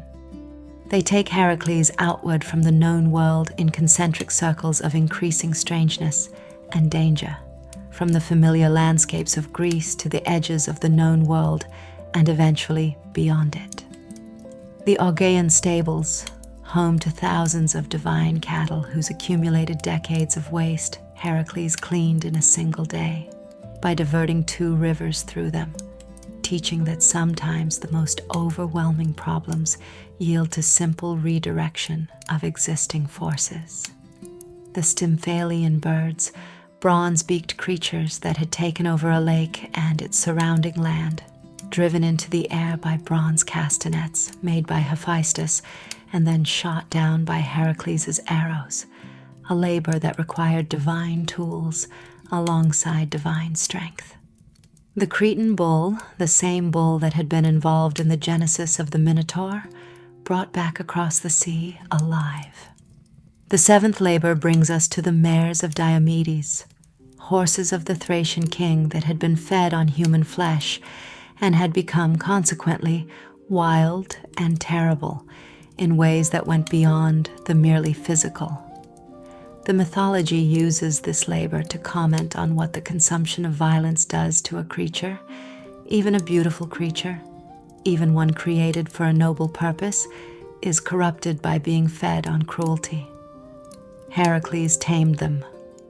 The 8th labor was the girdle of Hippolyta, queen of the Amazons, a warrior woman whom Heracles actually liked and who gave him the girdle willingly, except that Hera, disguised among the Amazon warriors, spread a rumor that Heracles intended treachery, and the resulting battle killed Hippolyta, another unnecessary death in the long accounting of Hera's interventions, another woman who paid a price she had not earned. The 9th labor sent Heracles to the edge of the world to bring back the cattle of Geryon, a monstrous giant who had 3 bodies joined at the waist and who kept his cattle on the island Erythea at the far western end of the known world, where the sun set. To reach it, Heracles had to cross the great ocean stream that the Greeks believed encircled the earth. And here the mythology gives us one of its most purely mythological images. Heracles becoming irritated with the heat of the sun during the crossing, and drawing his bow and threatening Helios himself, and Helios, rather than being offended, being so delighted by the audacity of this that he lent Heracles his golden cupboat to make the crossing in. There is something essentially Heracles about this moment, the action that by any reasonable standard should be catastrophically wrong, somehow working out because the sheer heroic nerve behind it earns its own reward. At the end of his journey, Heracles set up what were known as the Pillars of Heracles, the rocks at the narrow strait between what is now Spain and Morocco, one of which we call the Rock of Gibraltar, as markers of the boundary of the known world, monuments to how far a mortal-born being could go. The ancient Greeks who sailed through that strait felt themselves crossing something, moving past the edge of the world that Heracles had defined. The 10th labor brought him to the garden of the Hesperides, the same garden that appeared at Hera and Zeus's wedding, with the golden apple tree at its center. He needed 3 of the golden apples, and here he encountered Atlas, holding up the sky at the world's edge, and the two of them came to an arrangement. Heracles would hold the sky while Atlas went to retrieve the apples. This is one of the mythology's great moments of physical comedy with metaphysical weight. Heracles standing at the edge of the world with the entire sky on his shoulders, feeling the weight of everything above, the full consequence of what it means to bear that which holds all of creation in place. Atlas came back with the apples and was, understandably, in no hurry to take the sky back. He suggested that he would deliver the apples himself, and Heracles could simply keep holding it. Heracles agreed, and then asked Atlas to take it back, just for a moment while he adjusted his lion skin pad on his shoulders, and Atlas did, and Heracles picked up the apples and walked away. Atlas still holds the sky. The lesson about the value of always paying attention to the terms of an agreement is freely available. The 12th and final labor was the most impossible and the most symbolically significant: to descend into the underworld and bring back Cerberus, the three-headed dog who guarded the entrance to the realm of Hades. No living mortal had ever entered the underworld and returned.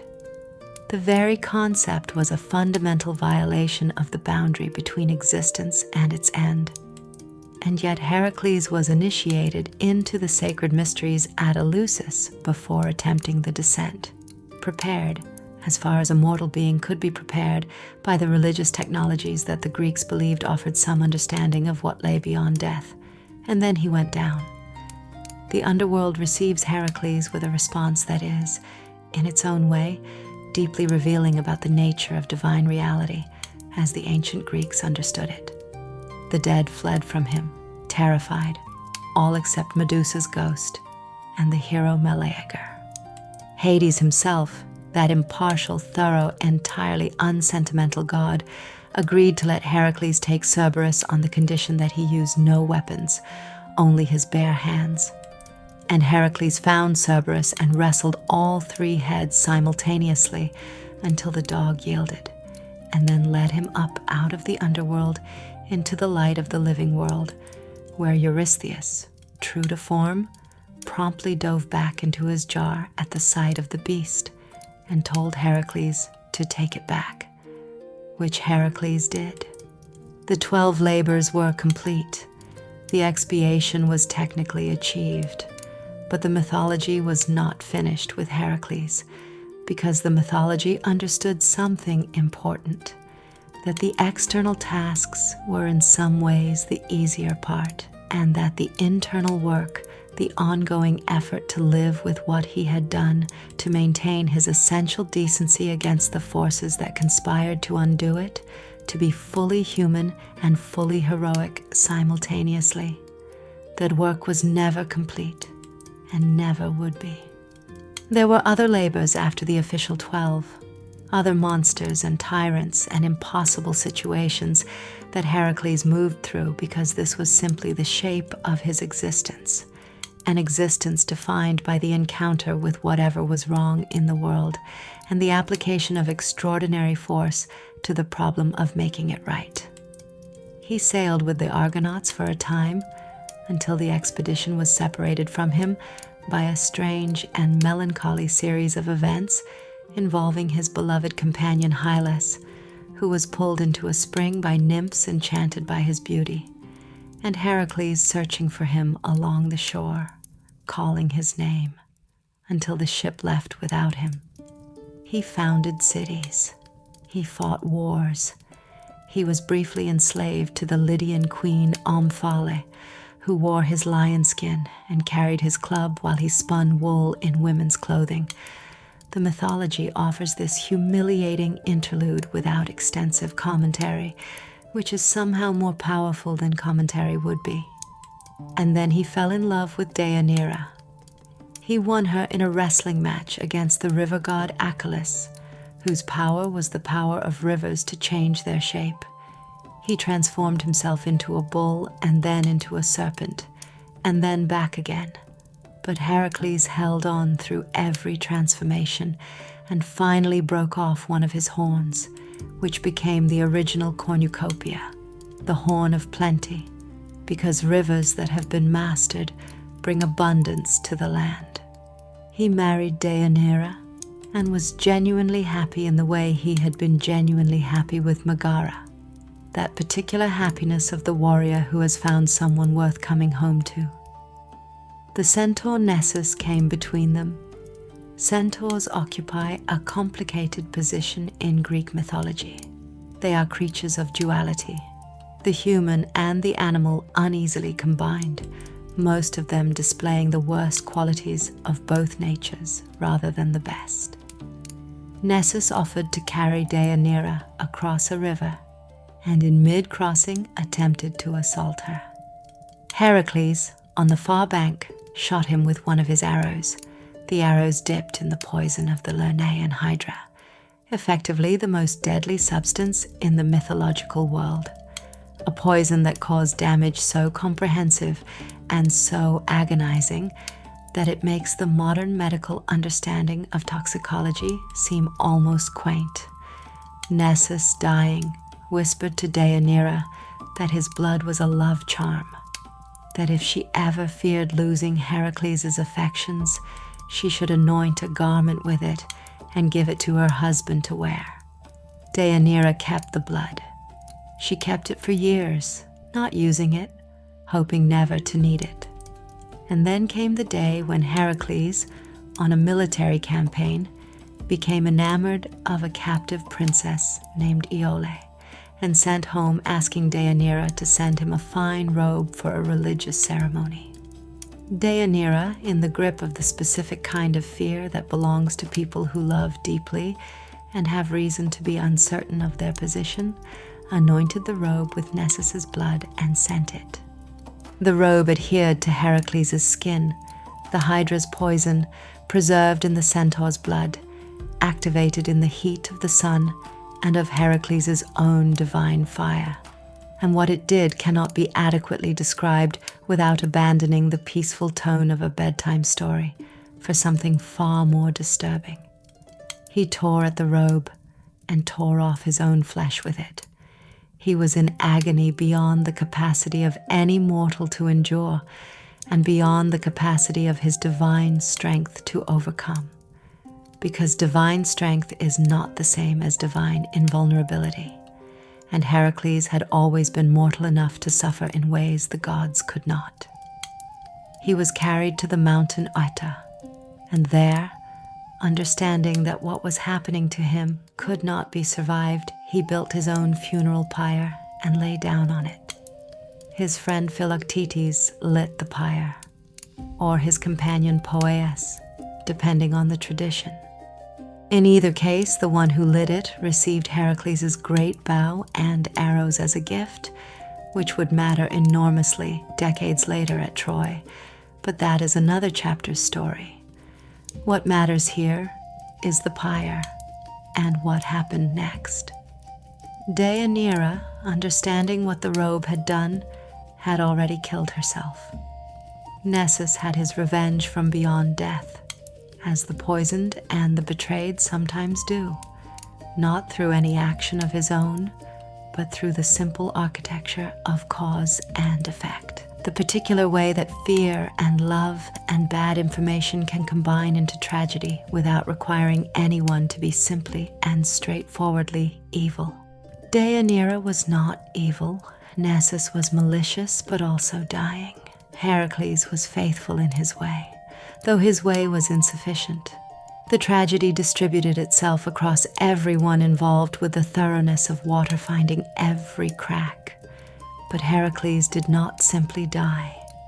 This is where the mythology makes its most profound statement about what he was and what his life had meant.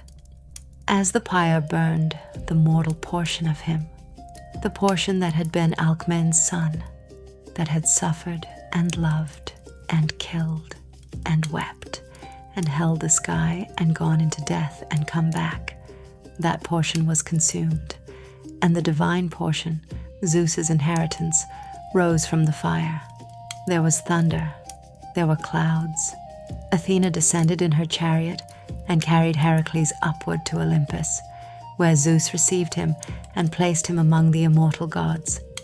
And Hera, who had spent his entire mortal life working against him with every resource available to her, reconciled with him on Olympus. She gave him her daughter Hebe, goddess of youth, as his divine wife. The enmity that had defined his mortal existence simply ended, because that existence was over, because the mortal Heracles, who had been the subject of her fury, was gone, and what remained was something that had moved past the reach of old grievances. There is something in this ending that the ancient Greeks found deeply meaningful, and that still means something if you let it. The idea that suffering on a sufficient scale and endured with sufficient persistence becomes, eventually, transformation rather than destruction. That the life of Heracles, all its impossible labors, its grief, its rage, its love, its loss, its moments of both the most heroic and the most terrible human behavior, added up not to tragedy in the end, but to apotheosis. Not happiness exactly, not simple redemption, but elevation, a becoming. The son of Zeus earning his way back to the divine origin he had always carried within him by living as fully and as painfully and as completely as any being has ever lived the mortal life he had been given. Poseidon was there at the beginning. He was there in the dark water before the world took its final shape, before the lots were drawn and the three brothers divided the cosmos between them. He is older than his kingdom, older than the particular configuration of ocean and land and sky that the post-Titanomachy world settled into. And this seniority shows in his character in ways that distinguish him from his brother Zeus in important and often overlooked ways. Zeus rules through law, through the establishment of order, through the careful architecture of divine governance that he constructed after the war with the Titans. He is always, even at his most arbitrary and his most personally compromised, operating within some framework of cosmic principle. Poseidon does not operate within frameworks. Poseidon operates through force, the direct, physical, ungovernable force of water moving against anything that stands in its way. He is not lawless exactly, but his law is older and simpler and more absolute than anything Zeus administers. The law of the wave, which says that what is in the water's path will be moved, and what cannot be moved will be broken. He is enormous. The ancient sources describe him in terms of scale that exceed even Zeus. When Poseidon walks the seafloor, the mountains beneath the water tremble. When he drives his chariot across the surface, the waves part before him, and the sea creatures rise to pay homage. When he is angry, the earth itself shakes, because the water that saturates the ground beneath every landmass is his, and he can move it. Earthshaker is his oldest title, older than Lord of the Sea, a reminder that his power is not contained by the shoreline, but extends into the foundations of everything that seems solid. He was given the sea and took it with the full acceptance of someone who recognizes their natural element. The palace he built on the seafloor near Ege is described in the mythology with the reverent specificity reserved for places that are genuinely beyond human capacity to imagine. Gold and coral and the cold luminous materials that exist only at depth, a structure that would appear to human eyes as something between a building and a geological formation. The boundary between architecture and nature dissolved in the way it only can be very far down. He drove horses that were themselves half-wave, their forequarters those of the most magnificent horses imaginable, their hindquarters dissolving into the powerful curl of breaking water, their hooves striking sea foam from the surface as they ran. He had a queen, Amphitrite, a Nereid, one of the 50 daughters of the ancient sea god Nereus, who had preceded Poseidon's reign as a kind of elder divine presence in the water. The courtship was not smooth. Amphitrite fled from Poseidon's attention, which is a pattern in the mythology that we have encountered before, and which the mythology itself seems sometimes uncomfortable with and sometimes not, depending on which tradition you are reading. What is consistent is that Amphitrite became queen of the sea with full divine authority, that she was genuinely powerful in her own right, and that the kingdom she co-ruled was the largest single domain in the mythological geography, covering most of the world's surface, containing more living things than all the land combined, reaching to depths that even the other gods did not visit casually. Their son Triton was the first of the sea's divine messengers, half man and half fish in the way of his parents' meeting, a figure who blew a great conch shell to calm or raise the waves, depending on what his father required. He was not the only Triton. The name became a category as much as an individual, a class of divine sea beings who served as the sea's intermediate layer between the great Olympian power of Poseidon and the ordinary world of fish and current and tide. The mythology populates the sea with this kind of intermediate divinity more densely than any other environment. Nereids and Oceanids and sea nymphs of various traditions. Old Prometheus, who knew all things and changed shape to avoid answering. Old Nereus himself with his daughters around him in the deep water. Glaucus the fisherman, who ate a magical herb and found himself transformed into a sea god, unable to return to land, living forever in the cold green water with prophetic knowledge he had not asked for. The sea's relationship with the land was, from the beginning, a relationship of contest. Poseidon did not simply accept the boundaries that the drawing of lots had established.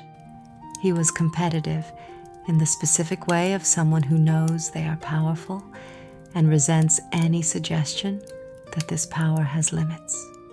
The mythology records a series of contests between Poseidon and other gods for divine patronage over cities, contests in which Poseidon would stake his claim to a place and another god would stake their claim, and the people, or the gods, would choose between them. The most famous of these contests is the one for Athens. Poseidon struck the Acropolis rock with his trident and produced a saltwater spring, a demonstration of power, a proof of his capacity to bring the sea's gift to the city's high place. Athena planted an olive tree. The people, or the gods judging the contest, depending on the tradition, chose the olive tree, chose the goddess of wisdom and craft, and the practical gift of oil and wood and fruit over the god of the sea's raw, impressive, ultimately undrinkable demonstration of force. Poseidon was furious. He flooded the plain of Attica in his anger, the kind of response that proves, perhaps, that the Athenians made the right choice. You want the god who gives you something you can use, not the god who drowns you when they don't get their way. He lost Corinth to Helios. He lost Aegina. He contested Argos with Hera and lost, and responded by drying up the rivers of the Argolid, a vindictive act that caused genuine suffering to the people who lived there. This pattern, divine competition, Poseidon losing on the merits, Poseidon retaliating through environmental destruction, repeats enough times in the mythology to constitute a characterization. He was not a god who took loss gracefully. He was not a god who distinguished between the decision makers and those who lived with the consequences of decisions. When Poseidon was angry with a place, the place knew it. And yet, the sea gave everything. The mythology is not simple about Poseidon, because the sea is not simple. The same God who drowned cities sent favorable winds to sailors who honored him. The same trident that caused earthquakes stirred the waters that brought fish to nets and rain to crops and trade goods across the Aegean. The horse was his gift to humanity. He created the first horse by striking the earth with his trident in some traditions, or drew it up from sea foam in others, and either way the horse transformed human civilization in ways that rippled outward for millennia. The dolphin, which the ancient Greeks loved with a specific and tender affection, was his creature. Delphinus the dolphin had helped Poseidon find Amphitrite when she fled him, and in gratitude Poseidon placed him in the stars, which is why there is a dolphin constellation in the night sky above the Mediterranean. The sea in the heroic age was the medium through which the Greek world connected itself. Every great hero's story eventually involved a sea voyage, because the Greek world was a coastal world, a world of islands and harbors, and the narrow channels between mainland and island that the Aegean's particular geography produced.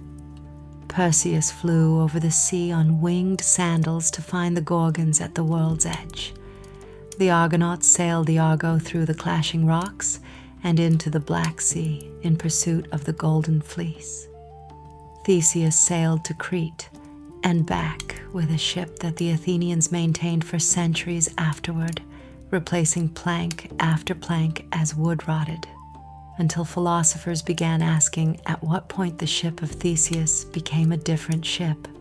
A question that sounds like an idle puzzle, but is actually one of the most profound questions about identity and continuity and what makes a thing itself across time.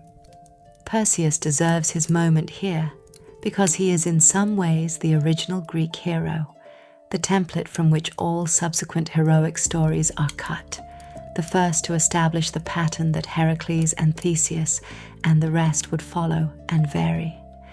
He was a son of Zeus born to Danae in that famous shower of gold through which Zeus visited her in the bronze tower where her father Acrisius had imprisoned her, having been told by an oracle that his daughter's son would kill him.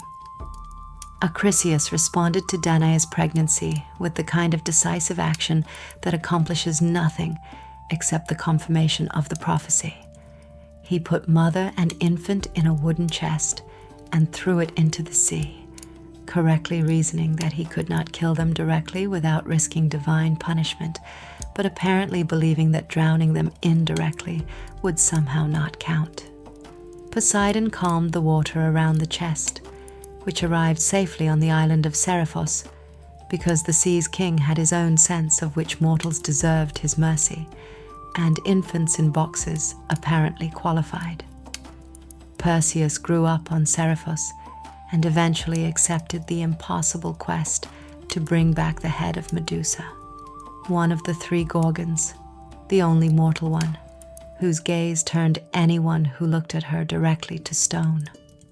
This is a quest designed to be fatal, sent by the king of Seriphos, who wanted Perseus dead and out of the way, and the mythology takes the trouble to make this predatory origin clear. But the gods intervened. Athena gave Perseus a polished shield he could use as a mirror to look at Medusa without meeting her eyes directly.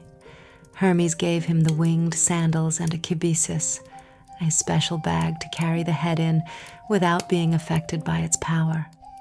The Grey, three ancient sisters who shared a single eye and a single tooth between them, passing these organs from socket to socket among themselves, perhaps the mythology's strangest minor characters, were tricked out of the eye and into telling Perseus where to find the Gorgons.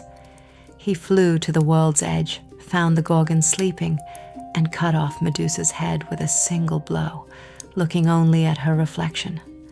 From Medusa's severed neck sprang two creatures born of her union with Poseidon, Chrysaor of the golden sword, and Pegasus the winged horse, who rose from the blood into the sky and flew upward into the world, becoming eventually the horse of the Muses, the carrier of divine inspiration, the creature that Bellerophon would tame with a golden bridle given by Athena, and ride in his great campaigns against monsters before his hubris carried him too high, and he fell back to earth alone, while Pegasus continued upward into the stars.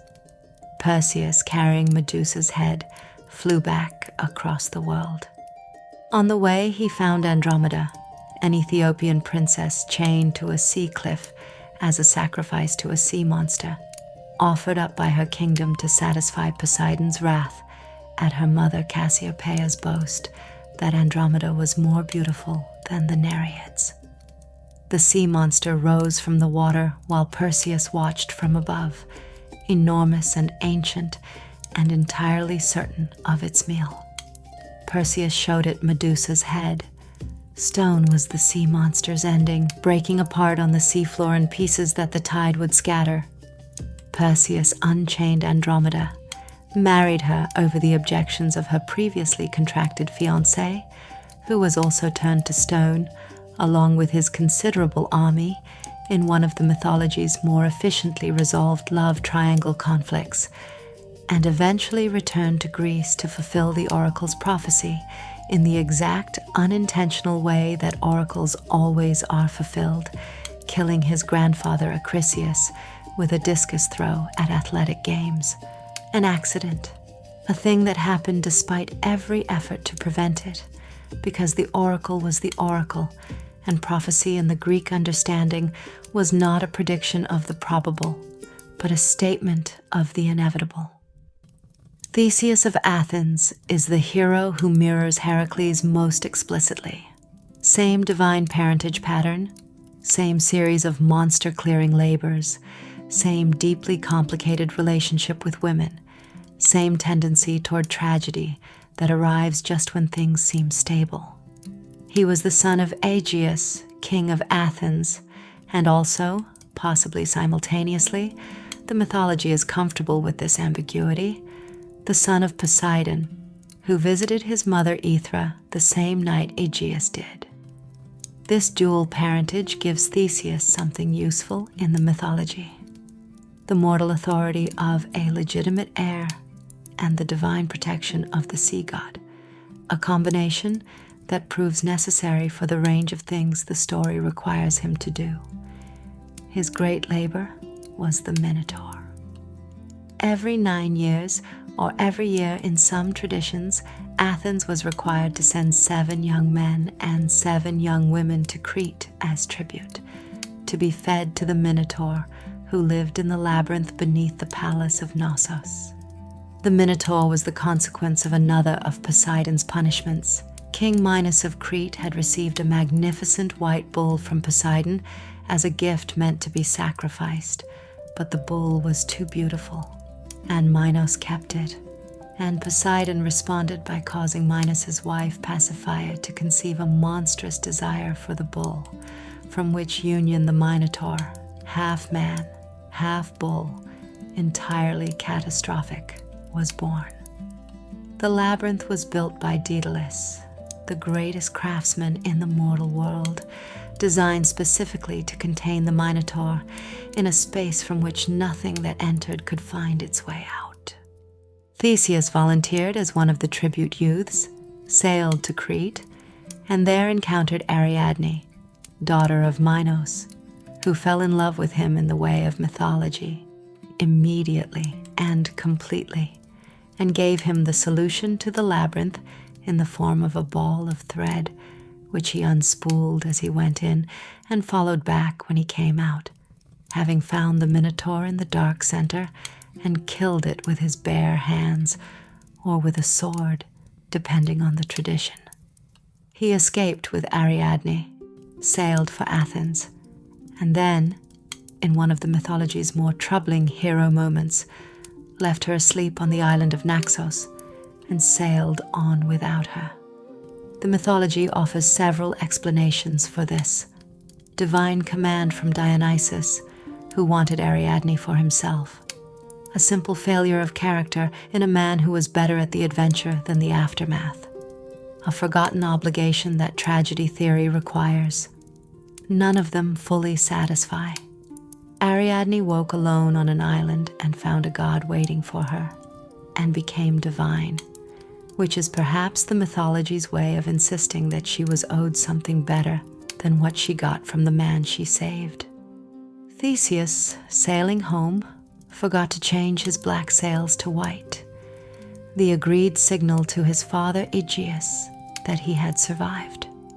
Aegeus, watching from the cliff above the harbor, saw the black sails and threw himself into the sea that bore his name afterward.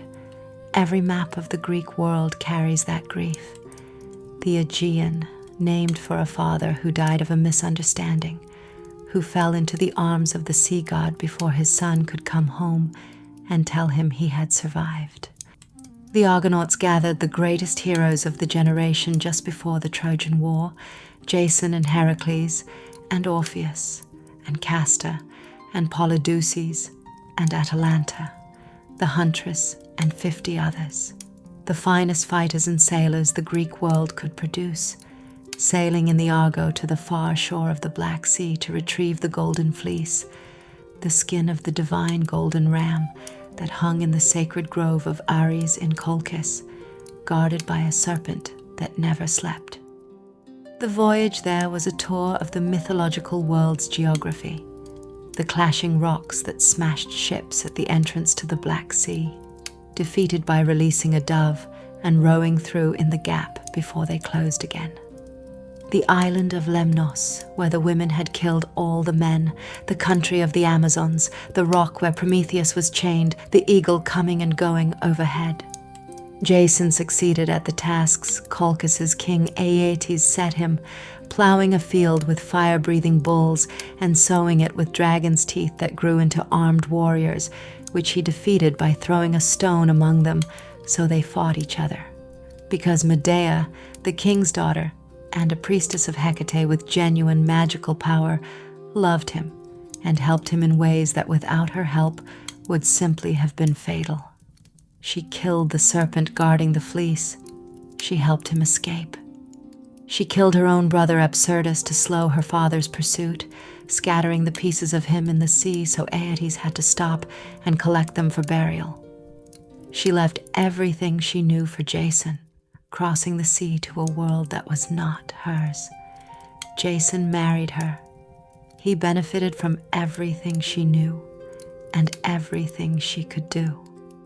And then years later, in Corinth, he set her aside to make a politically advantageous marriage to a Corinthian princess. The mythology does not underplay what this cost Medea, or what she did in response. She sent the princess a poisoned robe that burned her alive, killed Creon the king who had authorized the marriage, and killed her own children by Jason before escaping in a chariot drawn by dragons. She is the mythology's most extreme case of what happens when the people who give everything to enable heroic achievement are discarded when they are no longer convenient. The answer is not passive grief, but the kind of action that cannot be undone, that burns the past completely so that there is nothing left to return to. The golden fleece hangs somewhere in the mythology's unspecified aftermath, no longer the point. It was never really the point. The point was the journey and the people on it, and what they were willing to do and what they were not, and the costs that accumulated along the way and fell on those least equipped to bear them. And so the heroic age moved toward its ending. The ending had a name: Troy. The war at Troy was not simply a war. In the Greek mythological understanding, it was a cosmic corrective, an event engineered at the divine level to address a problem that had been building since the world became populous. The problem was, essentially, too many heroes, too many sons of gods walking the earth with their divine strength and their enormous appetites and their tendency to cause significant collateral damage in the process of their great deeds. The mortal world was groaning under the weight of them, and Zeus, who had orchestrated so much of it, who had fathered a significant proportion of the problem, decided that the heroic age needed to end, that the demigods who walked the boundary between divine and human needed to be cleared from the world so that ordinary humanity could inherit it. The mechanism he chose was the war. It began, as the mythology insists all great catastrophes ultimately begin, at a wedding. The wedding of Peleus and Thetis, the sea nymph, the Nereid whose son it had been prophesied would surpass his father. All the gods were invited. Eris, goddess of discord, was not. She arrived anyway and threw a golden apple into the gathering, inscribed for the fairest, which is either the most elegant act of sabotage in the mythology or simply the honest introduction of a question that was going to cause trouble eventually, regardless.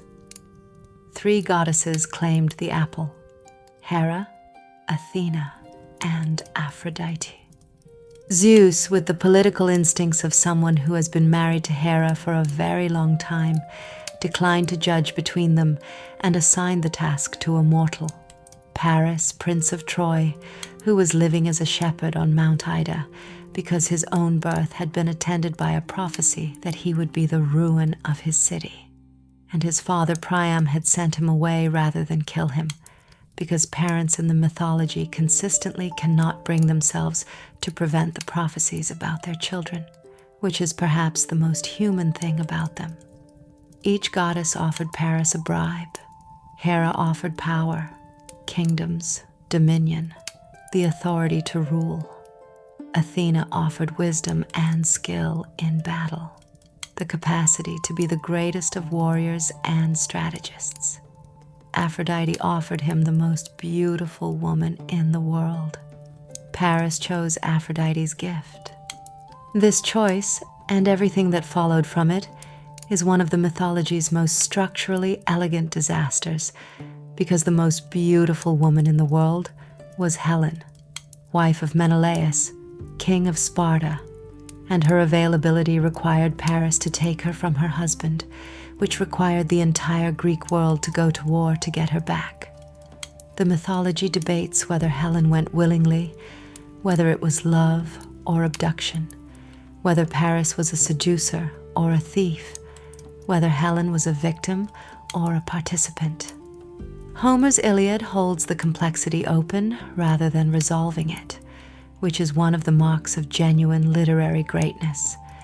The willingness to let a character be complicated enough that the question of her culpability cannot be answered simply. What is consistent across every tradition is the consequence. Menelaus summoned his brother Agamemnon, king of Mycenae, the most powerful king in the Greek world, and Agamemnon assembled a coalition of Greek kings and heroes and a fleet of 1,000 ships. That famous fleet, the face that launched it, another of the mythology's indelible phrases. And they sailed for Troy, but the wind failed at Aulis, where the fleet gathered. The ships sat becalmed, unable to sail, the army assembled and purposeless and increasingly restless on the shore. The prophet Calchas delivered the news that no one wanted. Agamemnon had offended Artemis, the goddess of the hunt and of the wild, and the price of favorable winds was the sacrifice of his daughter Iphigenia. Agamemnon lured her to Aulis with the false promise of a marriage to Achilles. What happened at the altar is one of the mythology's contested moments. In the tradition that Aeschylus follows in the Oresteia, Iphigenia was sacrificed, and this act of a father killing his daughter to enable a war became the founding wound of the entire Atreid family tragedy, the first in a chain of blood that would not be satisfied for generations. In other traditions, Artemis substituted a deer at the last moment and carried Iphigenia away to serve as her priestess in the distant land of the Taurians. A mercy, though one that still required Iphigenia to spend years far from everyone she loved. The winds came, the fleet sailed, the war lasted 10 years. The mythology gives us the 10th year through Homer's Iliad, which is not the whole war, but the most essential portion of it. 54 days in the 10th year, centered on the consequences of a quarrel between Agamemnon and Achilles, the greatest warrior in the Greek force, the son of Peleus and Thetis, at whose wedding the whole catastrophe had begun. Achilles was the mythology's final and most complete statement about heroic greatness. He was the best, the fastest, the strongest, the most deadly in combat. And he knew it with a certainty that had moved past arrogance into something more like simple factual awareness of his own nature. His mother Thetis had dipped him in the river Styx as an infant, making him invulnerable everywhere except the heel by which she held him. That small zone of mortality that the mythology requires even its greatest heroes to retain, because complete invulnerability would make the story impossible. He was given a choice by the gods, or by his nature, or by the logic of his own existence: a long, uneventful life, or a short, glorious one. He chose glory. He came to Troy knowing he would not return from it, and this knowledge gave him a quality that no other hero quite had, a kind of fierce, desperate intensity that came from living entirely in each moment because he knew there were not many moments remaining. Agamemnon took his prize, the captive woman Briseis, and Achilles withdrew from the fighting in fury. He sat in his tent. He refused to fight. And without Achilles, the Greeks suffered, pushed back to their ships, nearly defeated. The 10 years of incremental progress toward Troy's walls suddenly reversed. His friend Patroclus, who loved him with the specific and total love of someone who has attached their entire self to another person, could not bear to watch the Greeks dying. He put on Achilles' armor, intending only to frighten the Trojans back, intending only to buy time.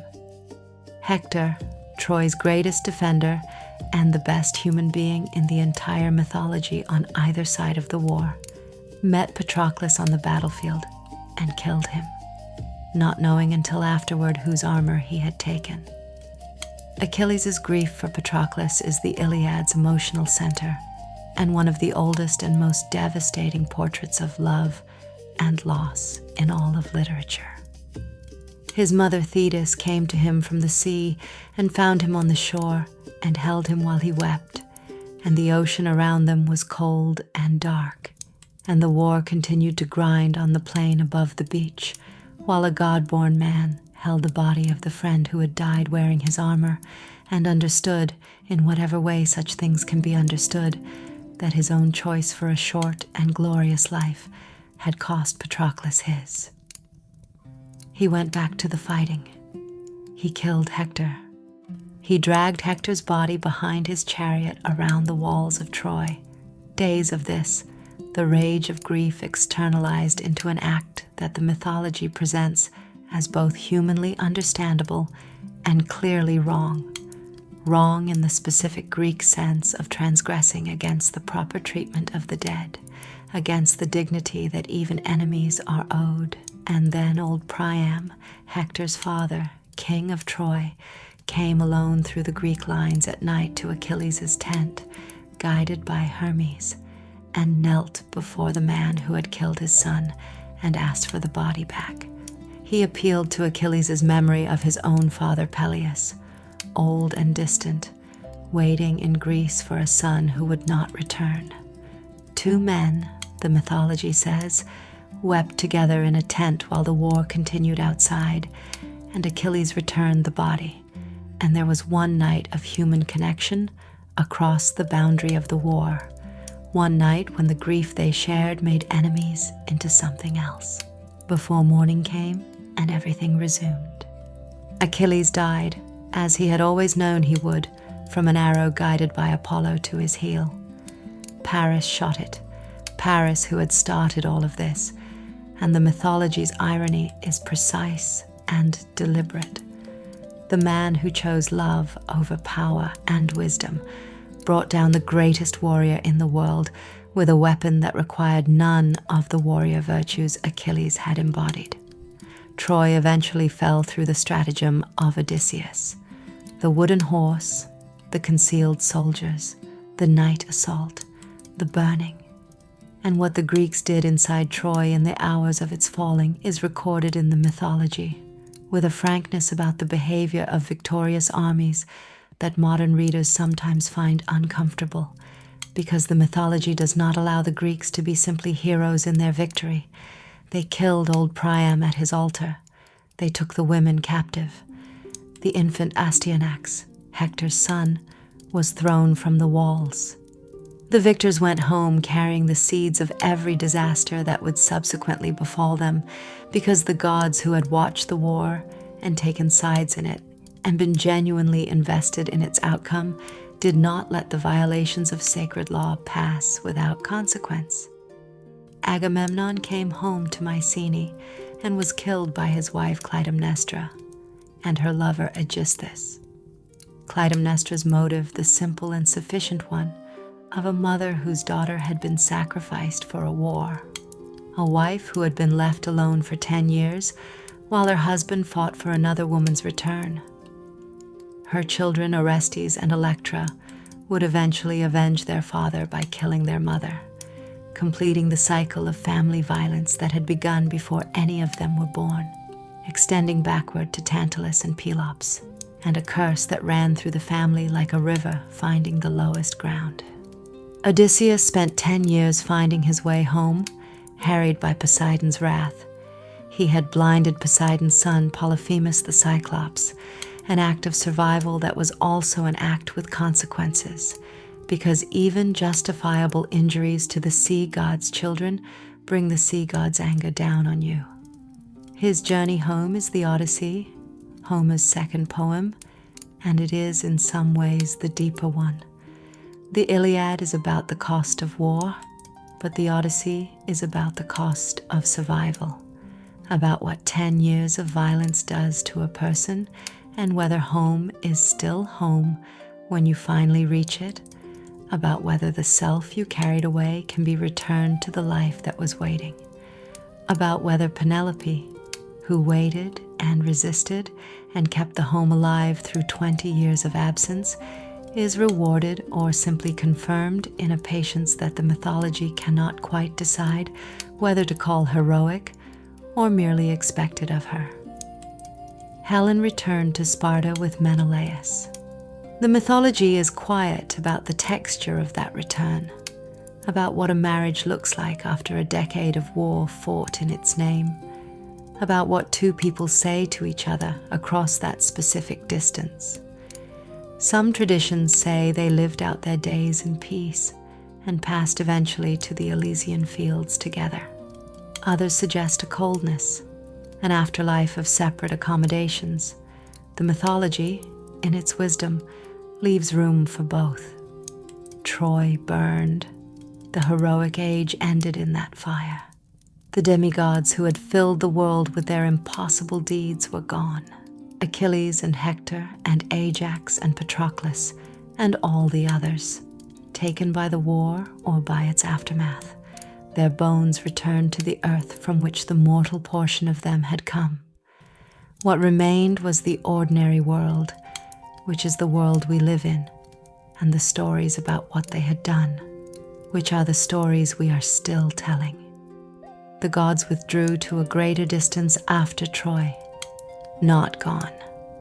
The mythology does not end with the heroic age, and the gods continued to act in the world, continued to be present in the temples and the rituals and the prayers and the occasional direct intervention.